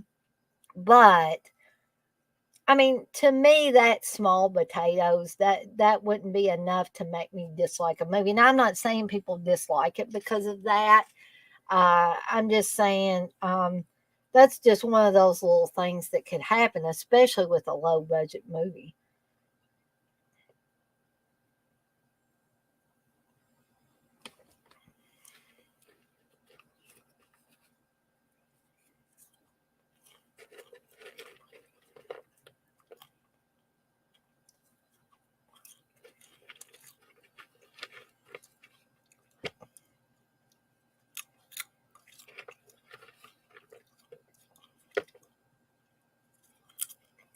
Of course, Mark just says there everything, all the furniture and stuff is covered up there. Major Chatham probably hasn't been up there since his last stroke, but I'm not sure how many. Maybe this place has 3 floors, but clearly he was upstairs on another level earlier, looking at the girls over at the school.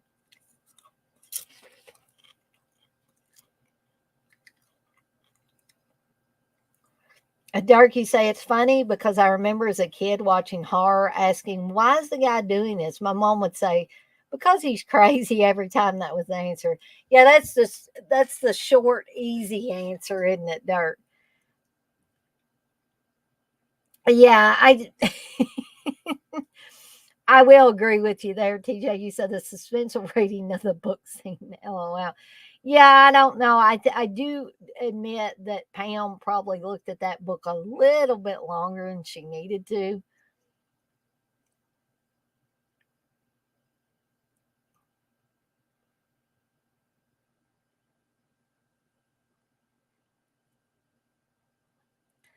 So Paul, Cindy Weintraub's character's boyfriend is puking his guts out in the toilet.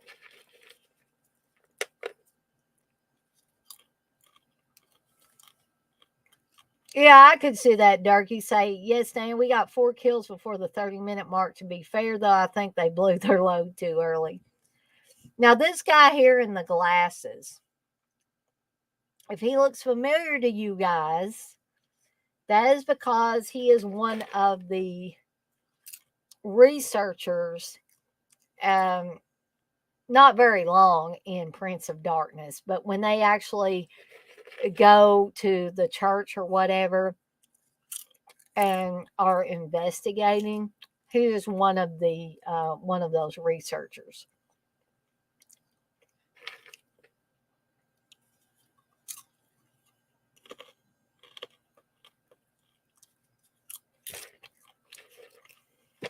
So Cindy Weintraub, or Lisa, Lisa is her character's name. Lisa has already left, just like Elvis. She's left the building, and she's mad at Paul because he's gotten really super drunk and puking his guts out in the men's bathroom. She just walks up in there, and so she's going to go out for a swim. So she's already left. Now they're telling people, there's a prowler around, um, and nobody can leave.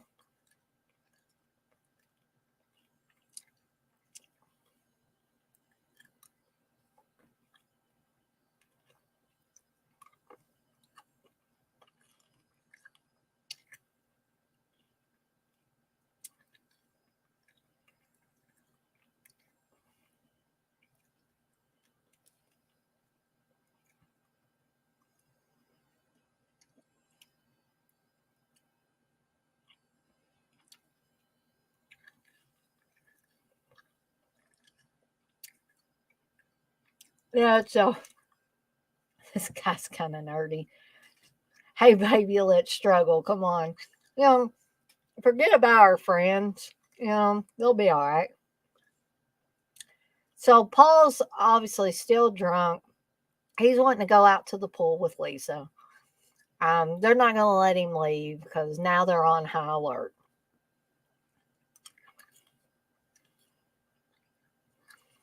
Now, coming up is going to be another.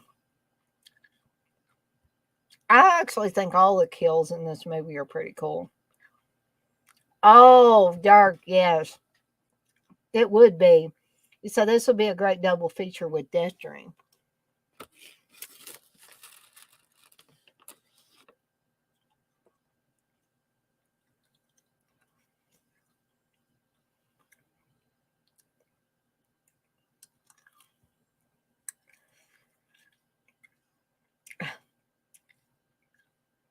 So the old dude's pretty angry. He wants the boy to be arrested. And so Mark is going to have to take Paul to the local jail and put him in a cell. Meanwhile, Lisa's still enjoying swimming in the pool.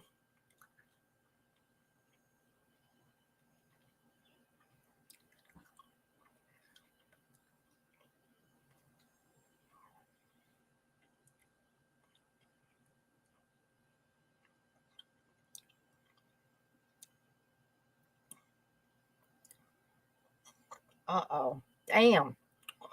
That looks painful. The boot to the face.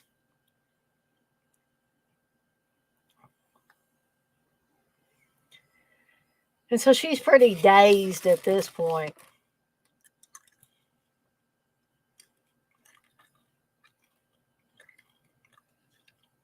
And coming up is going to be the kill that you see on a lot of the movie posters. And what's on the front of the movie case. This was also known as Rosemary's Killer.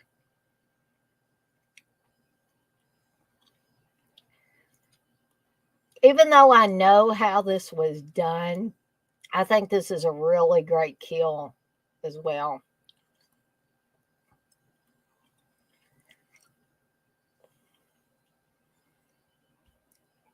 He may have been, Dirk. If those were like military issued boots, I could definitely see him having steel toes.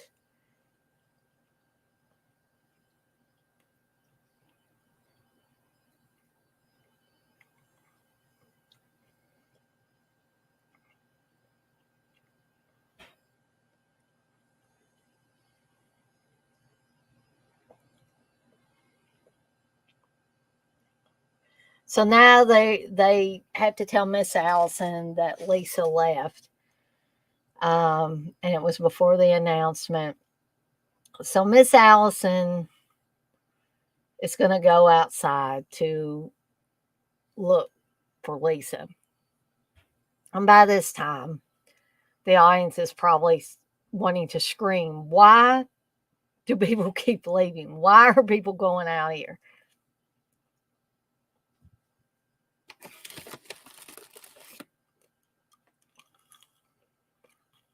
So I think this is a pretty tense scene too, because we can clearly see something that looks like blood in the pool already. Mrs. Allison is going around the pool, slowly looking around. We don't know where the killer is.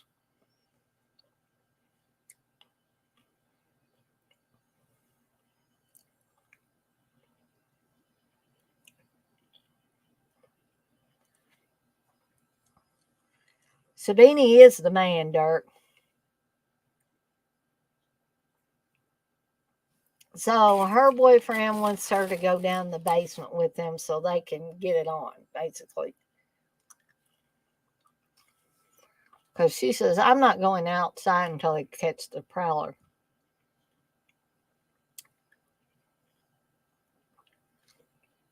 And there's going to be a scene coming up when these two are messing around.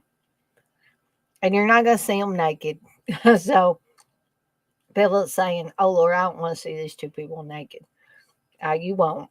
But something else is going to happen that the old guy, Mr. Turner, is going to make, it's going to make him look pervy. I'm not going to lie. It's a very cringy scene.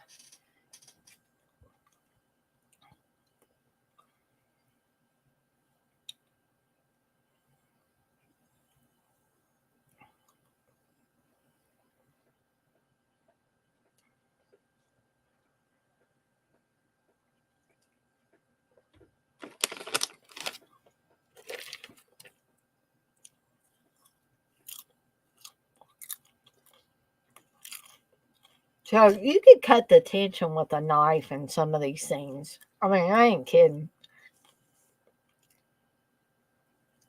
So Miss Allison's seen the blood in the pool. And now she's just frantic.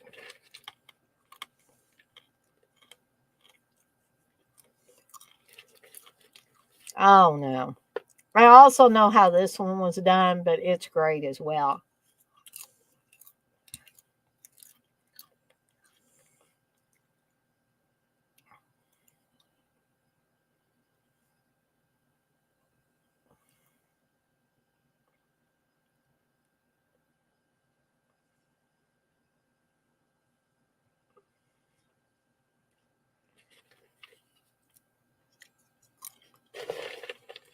So Mark's charging him with disturbing the peace.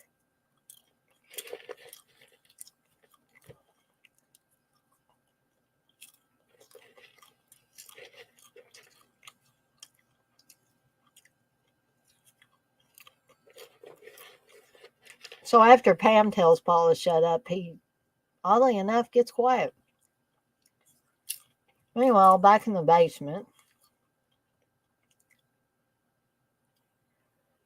and sees somebody coming. Who is this?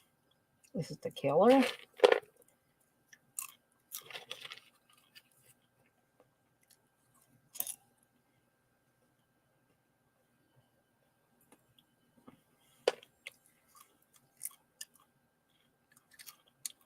So you got the typical horror movie tropes here.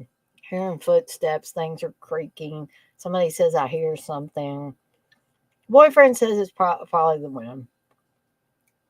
No, it's Mr. Turner. Mr. Turner is a perv.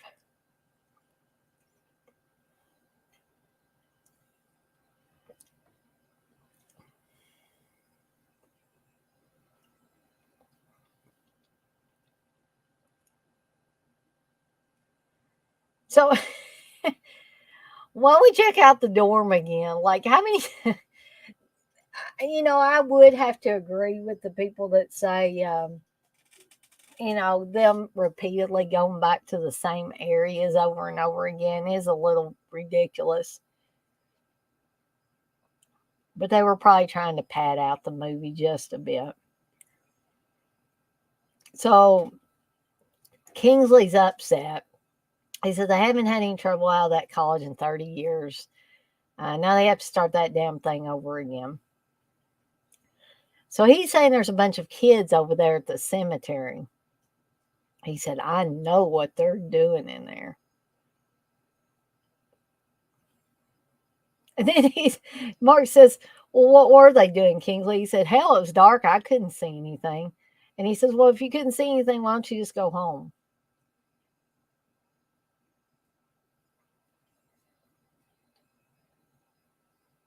But the last thing he says before he leaves is that gate to the cemetery was wide open.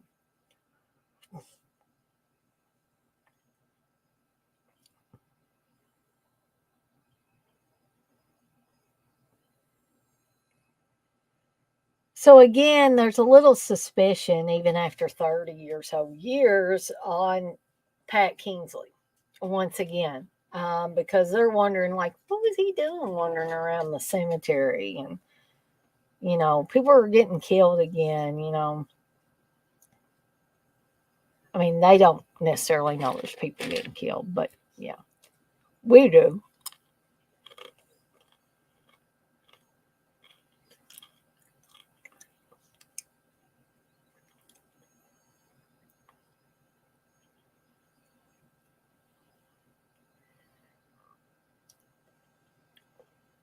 So here's something, they stupidly do in horror movies is leaving one person by themselves in a vehicle while, the other goes and scopes things out.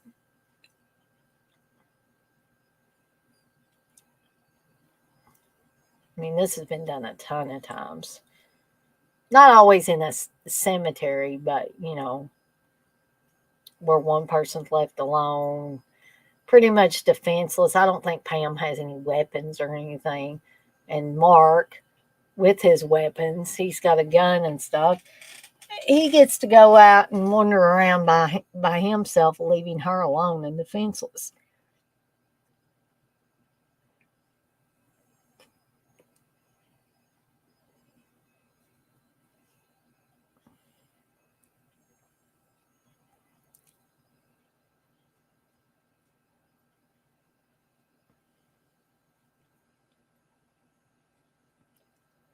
And technically, people could say, well, him creeping around in the cemetery is boring. Um, but honestly, what movie? And I'm talking about these horror movies from the '80s. I can't name too many movies that during that time period that something happened, bam, bam, bam, bam, bam. You know, I'm like Dirk. I think that this one is really well paced. They have spaces of time in between the killings. Um, so I don't know.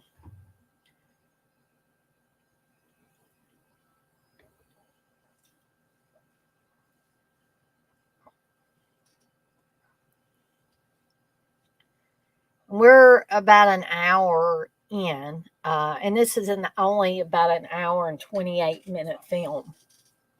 So it's just shy of 90 minutes.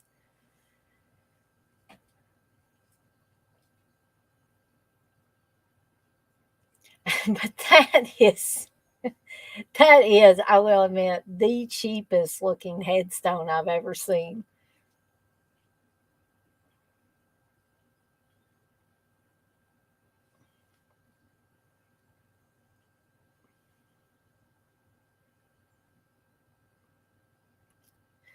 So he's evidently going to open up Rosemary Chatham's casket.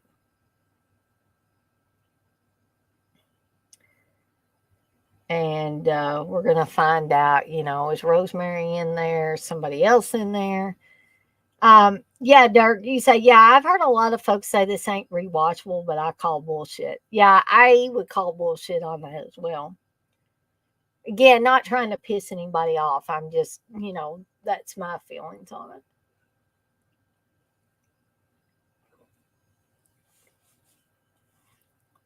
So there's Otto, the delivery guy for Kingsley's Market, which for those of us that have seen enough of these slasher films, especially from this time period, he's not the killer. He's just, a red herring at best. But I took one look at Otto. I knew that he wasn't the killer. Because to make him the killer would have been counterproductive to the whole formula that is used for these movies.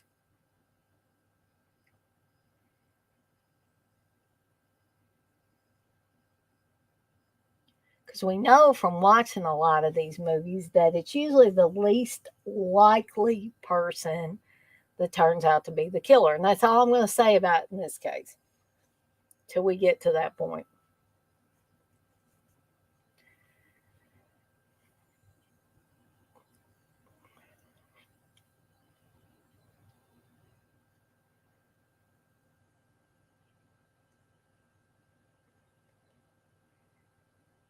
Oh, no,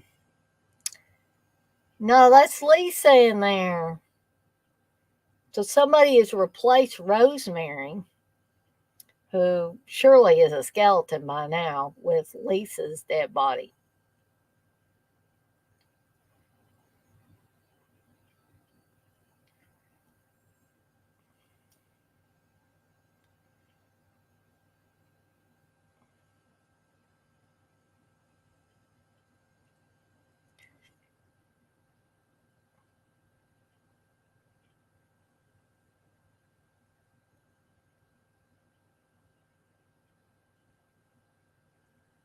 So I always find this scene hilarious. So this is supposed to be the place where Farley Granger's character, the sheriff, is staying during his fishing trip. So this guy, has got to be one of the laziest people I've ever seen in a film.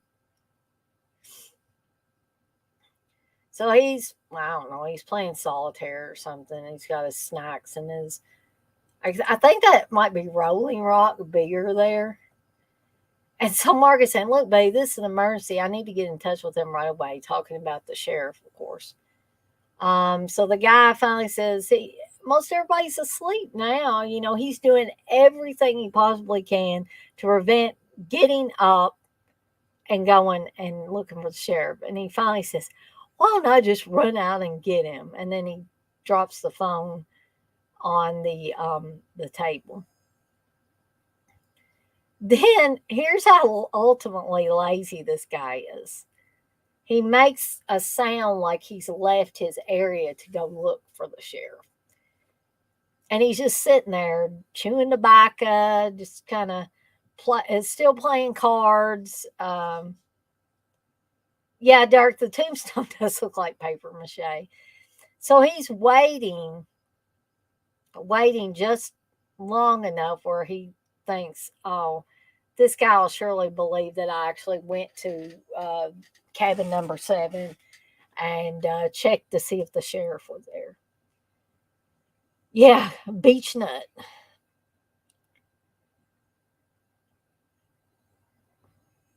So now he's thinking, well, I'll spit in my cup here. Um, heck, I'll make him wait a little bit longer. Then he slams that little swinging door to make it sound like he's come back. And he says, he ain't in his cabin. Yeah, that is Rolling Rock. And he says, I told you I just come on an hour ago. I ain't seen him.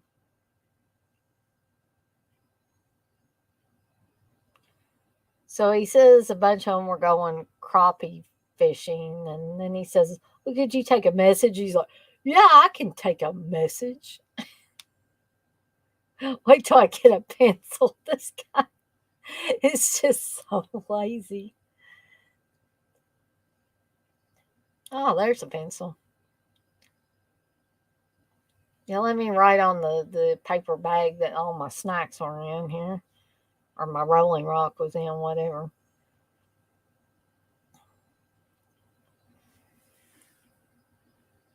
I think that guy's just doodling on that paper bag, actually.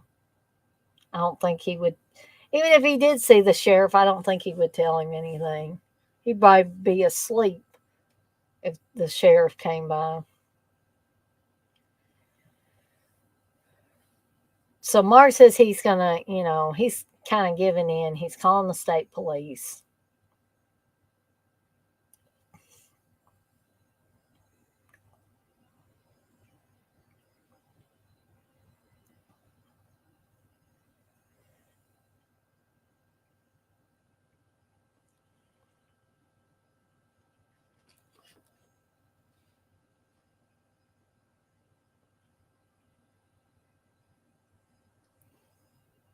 So we got about 21 minutes left of this movie.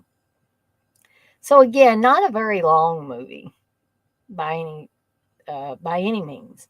Um, so that's another reason why I'm unsure of why some people dislike it, because even if you did think it was a little slow, the movie itself is not very long. And then some people probably say, yeah, but Dana, if the movie's boring, it's going to make an hour and 30 minute or an hour and 20 something minute movie seem like 2 hours. Okay. But the point I want to reiterate is I don't feel like it's boring. There really are not long periods of time where there's not something going on to propel the plot along. And that's all I really care about. I'm not saying you got to have a kill every 15, 20 minutes in the movie. Oh, so he's going to piss Pam off again here because he wants her to stay at the dance. And then he thinks, oh, if I tell her I don't want to drag you around anymore. And she's like, all right, that's fine, Mark. You just go play sheriff. All right. I think really he's wanting to protect her, but she's not having any of it. She's one of these, um, some of you guys might think, oh God, she's a nag. She just wants to keep following him around and stuff. Um, but I do think she's one of the stronger women characters I've seen in these horror movies, and so I think it's justified that she wants to go with Mark. And she's not taking any more of his shit. He let her get back into the Jeep, and she's like, "Let's go."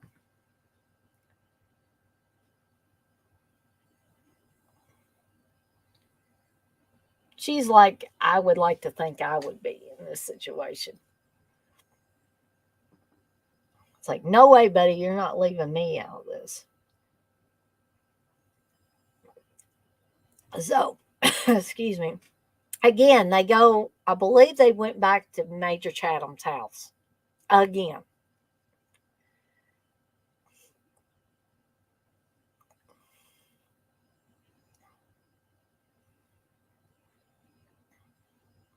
For some odd reason, Major Chatham's house looks a lot more lit up this time. Not sure why that is. Maybe they had more lighting equipment this time. So again, Mark says, hey, I'm going upstairs.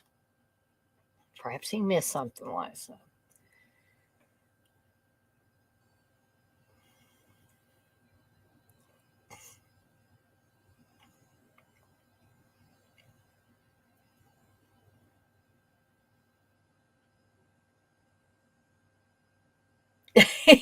Yeah, exactly. Turkey said, second crew came in, LOL.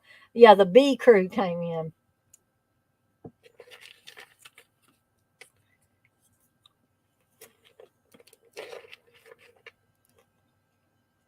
So again, even though it might seem a little ridiculous that they keep going back to the same areas over and over again,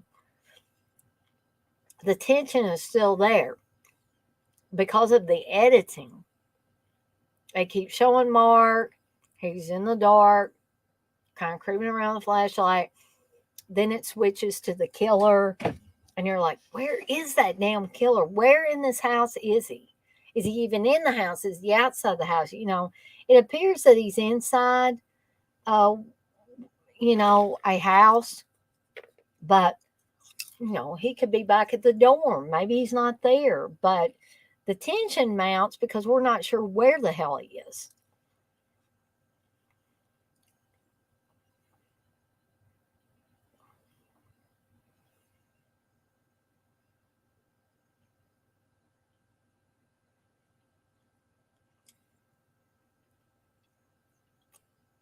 And by the way, the director of this is Joe Zito, who was also the director of um, Friday the 13th, the final chapter.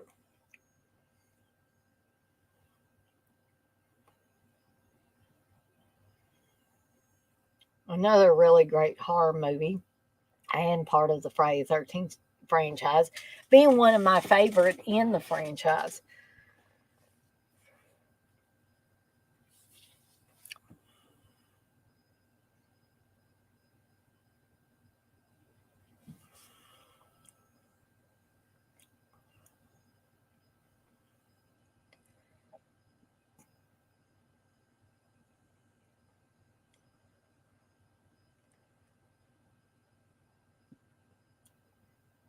So now I got really dark.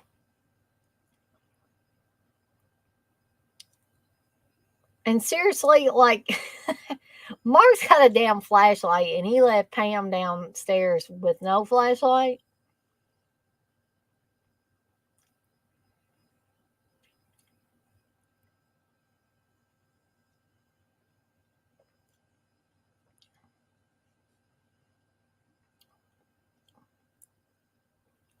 So Mark thinks it's a fuse. He's going to come down there and check.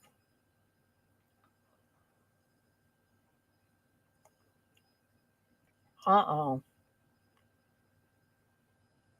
So it appears that the killer, instead of killing Mark, he just kind of knocks him out here. But we're kind of in still in tension mode. It's like, he's got that damn pitchfork. Is he gonna, go ahead and off Mark, or is he gonna, let him hang around a little bit longer? So the lights come back on.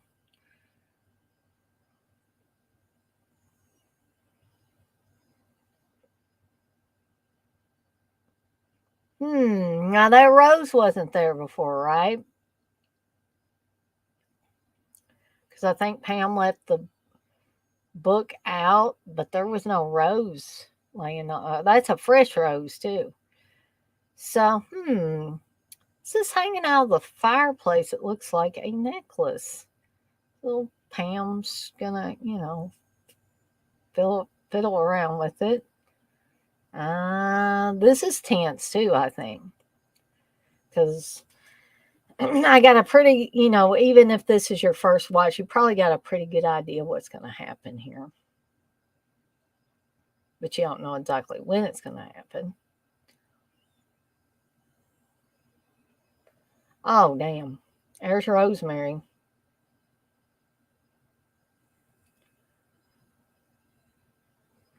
Oh, I'm here for our date, Rose. Yeah, and I'm going to kill your ass, too.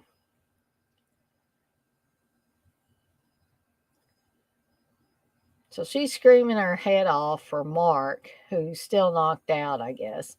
Or, at this point, you could think, well, did he use the pitchfork on him? Is he dead now?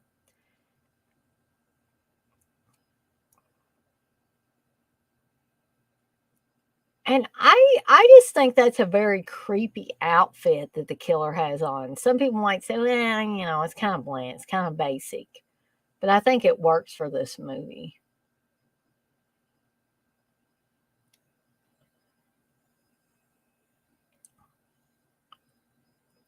So now you basically have the stalking scene where the killer is going to be, uh, stalking the intended victim through several rooms of this humongous house. Um, and these scenes in and of themselves are tense as well, because here he comes. Pam's constantly having to find new places to hide. Is he going to find her in here? Is he going to look behind the right piece of furniture or the wrong piece of furniture, depending on how you look at it, and find her?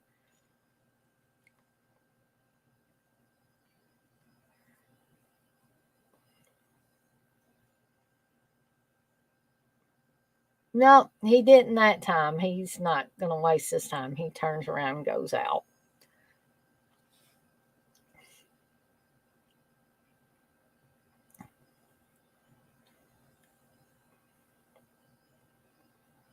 So now she's underneath a table. I think he may have just went in another door in this room, maybe. So now he's actively, taking the pitchfork and upending these tables and chairs and all that.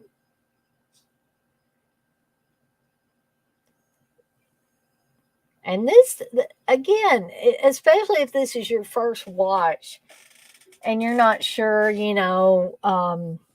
is you're probably pretty sure that Pam will more than likely be the final girl, but you're not entirely sure, even at this late point, I don't think. And I'm talking about a first watch. Because I don't think I was sure the first time I watched it, even though, and there's a rat. That rat ain't gonna hurt you, Pam. Looks like my pet rats that I had. Probably was somebody's pet rat.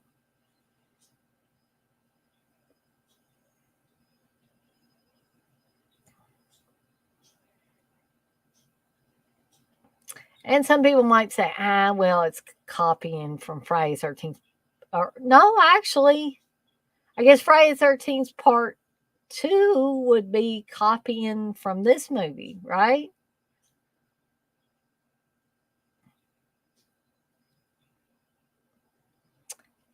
Unless they came out the same year. Maybe somebody can help me with that. Dirk or TJ, if you're still in here.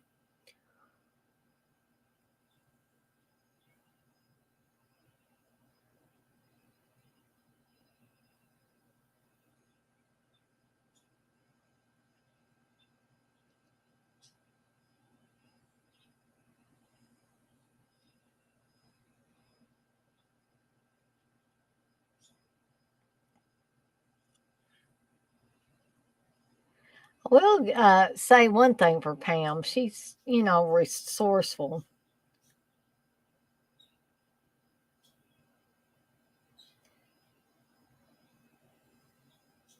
So, Dirk, did Friday the 13th Part 2, did it come out a year later or did it come out in 81 as well? That's what I'm trying to recall. Same year. So, if when you say 81 was Prowler, was that the first? Did it come out first? And there's Otto. And it seems Otto has taken care of. No, he hasn't. So it looks like the killer is not yet dead. But Pam's was too busy looking at Otto with gratefulness and damn. So we still don't know who the killer is, do we? So there's going to be a struggle. And what usually happens during a struggle is the killer gets unmasked. So let's see if that's what happens here.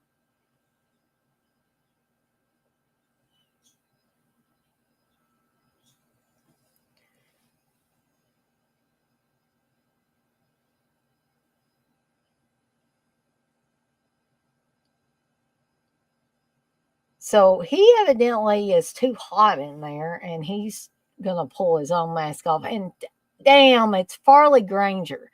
It's the sheriff. And of course, she's asking the typical question, why?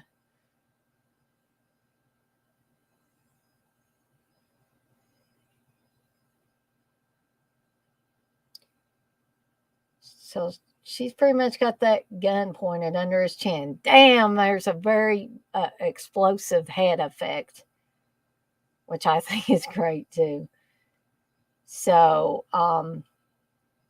the fun's not over yet, though, guys, because nobody's found Sherry and Carl, right? Um, so let's watch as this pans out here.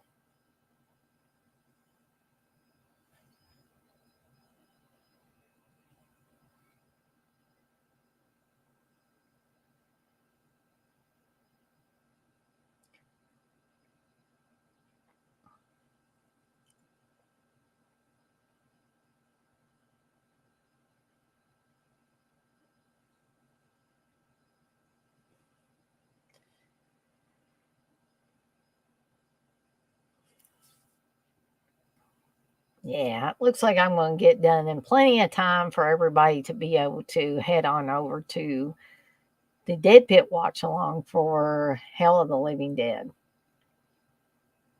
So the shower is still running. Somebody's going to have a hell of a water bill, by the way.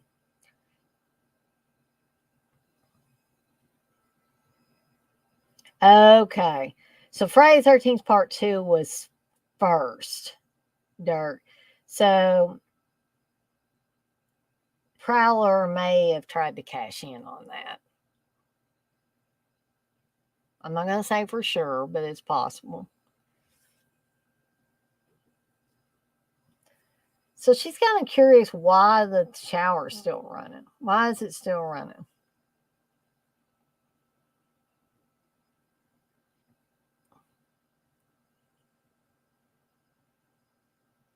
And Pam there looks like she needs a shower. She's got blood all over.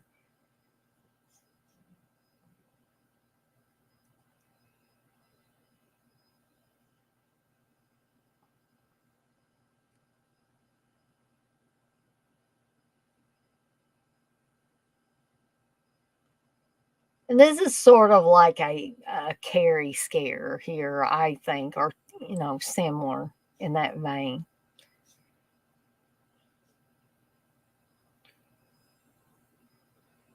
So he's still, white eyes and everything. But, oh my, is he still alive?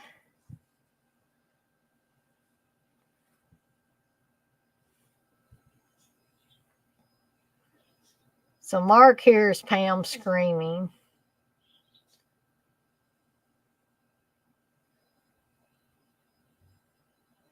And no, he's still dead. So I guess that was all in Pam's mind.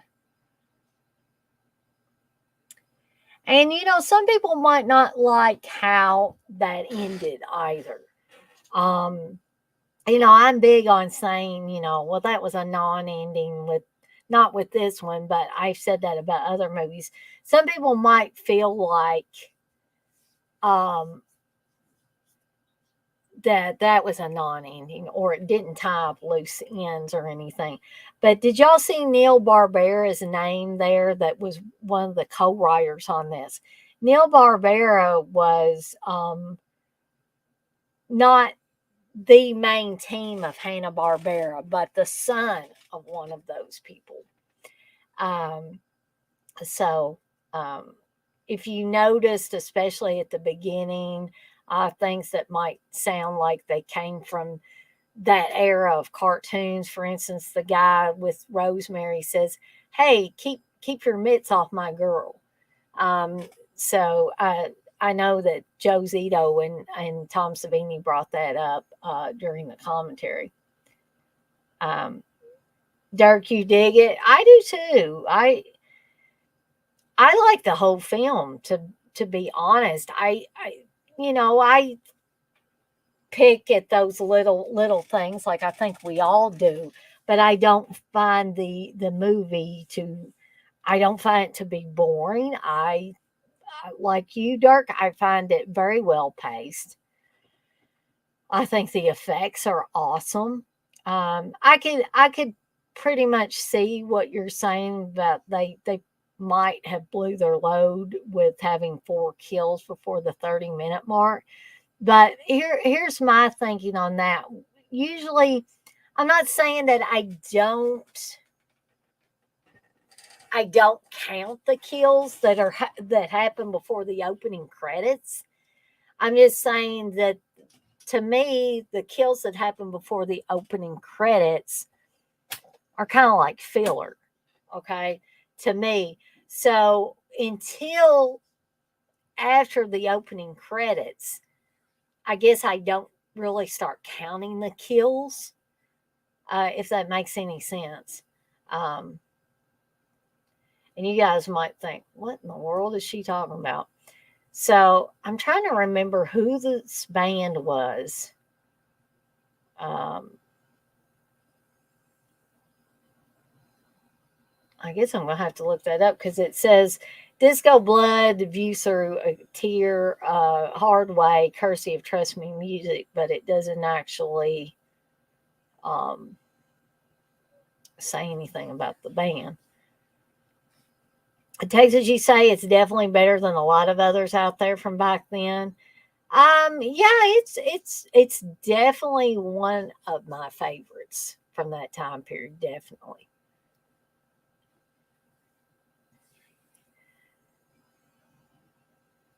So guys,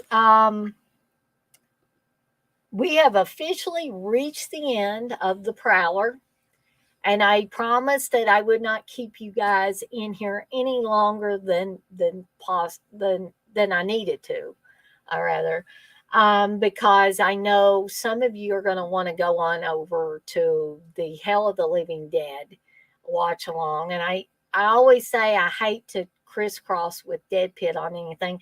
And also because Steve's going to be back here doing the watch along with them, I didn't want to still be talking here in the background when he's trying to do a watch along over there. Dirk, you say, that's the only gripe, and maybe save the best kill for last, but I guess it's preference, which is best kill, but the bayonet to the head is my favorite. I think that's my favorite too, Dirk.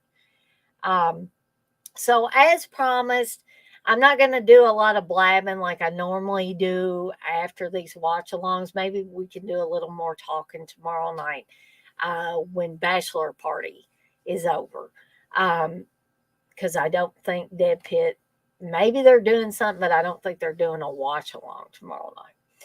So I want to thank everybody that was in here.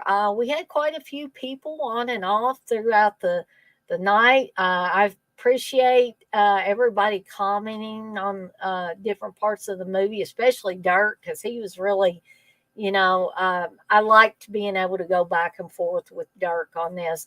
And I'm not putting anybody down that didn't comment as much. That's okay. Sometimes you get to watching the movie or, listening to me talk about it, and people just don't think to put anything in the chat.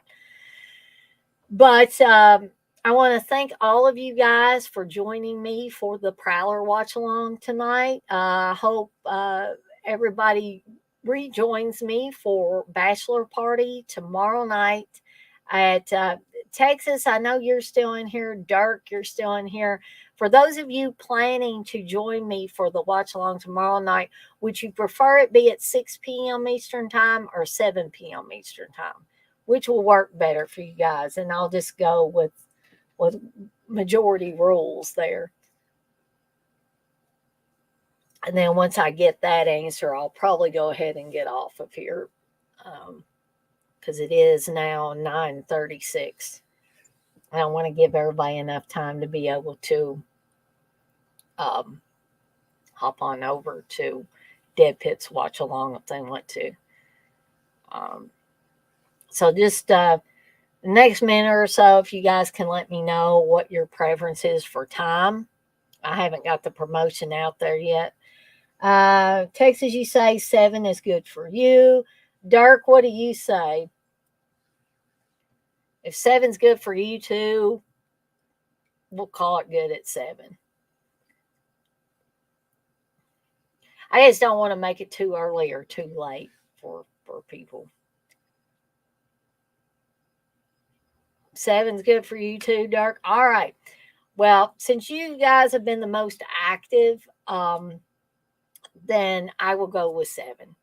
So 7 p.m. tomorrow evening, 7 p.m. Eastern Time, that is, we will be doing Bachelor Party. So anybody and everybody that wants to join in on that, I will have a link to come backstage. If nobody wants to, of course, I'll blab till the movie is over. And also, I'm going to try to find, I have it on Blu-ray, so I'll probably be using my Blu-ray, but I will try to find a link to it on YouTube or otherwise so that people that don't own the movie can still watch along as I am discussing it. So, Texas, Dirk, anybody else that's still in here, thank you once again for joining me for this watch along. It's been fun, even though I didn't have anybody else on here with me live. It was still fun. I had a lot of fun rewatching this movie. And on that note, I'm going to skedaddle on out of here for the night. I may be on the Dead Pit watch along for Hell of the Living Dead. So keep an eye out for me there, possibly, if you guys are going to go on over there. But if I don't, or you guys don't see me there, I will see everyone on the flip side, and y'all have a good night now.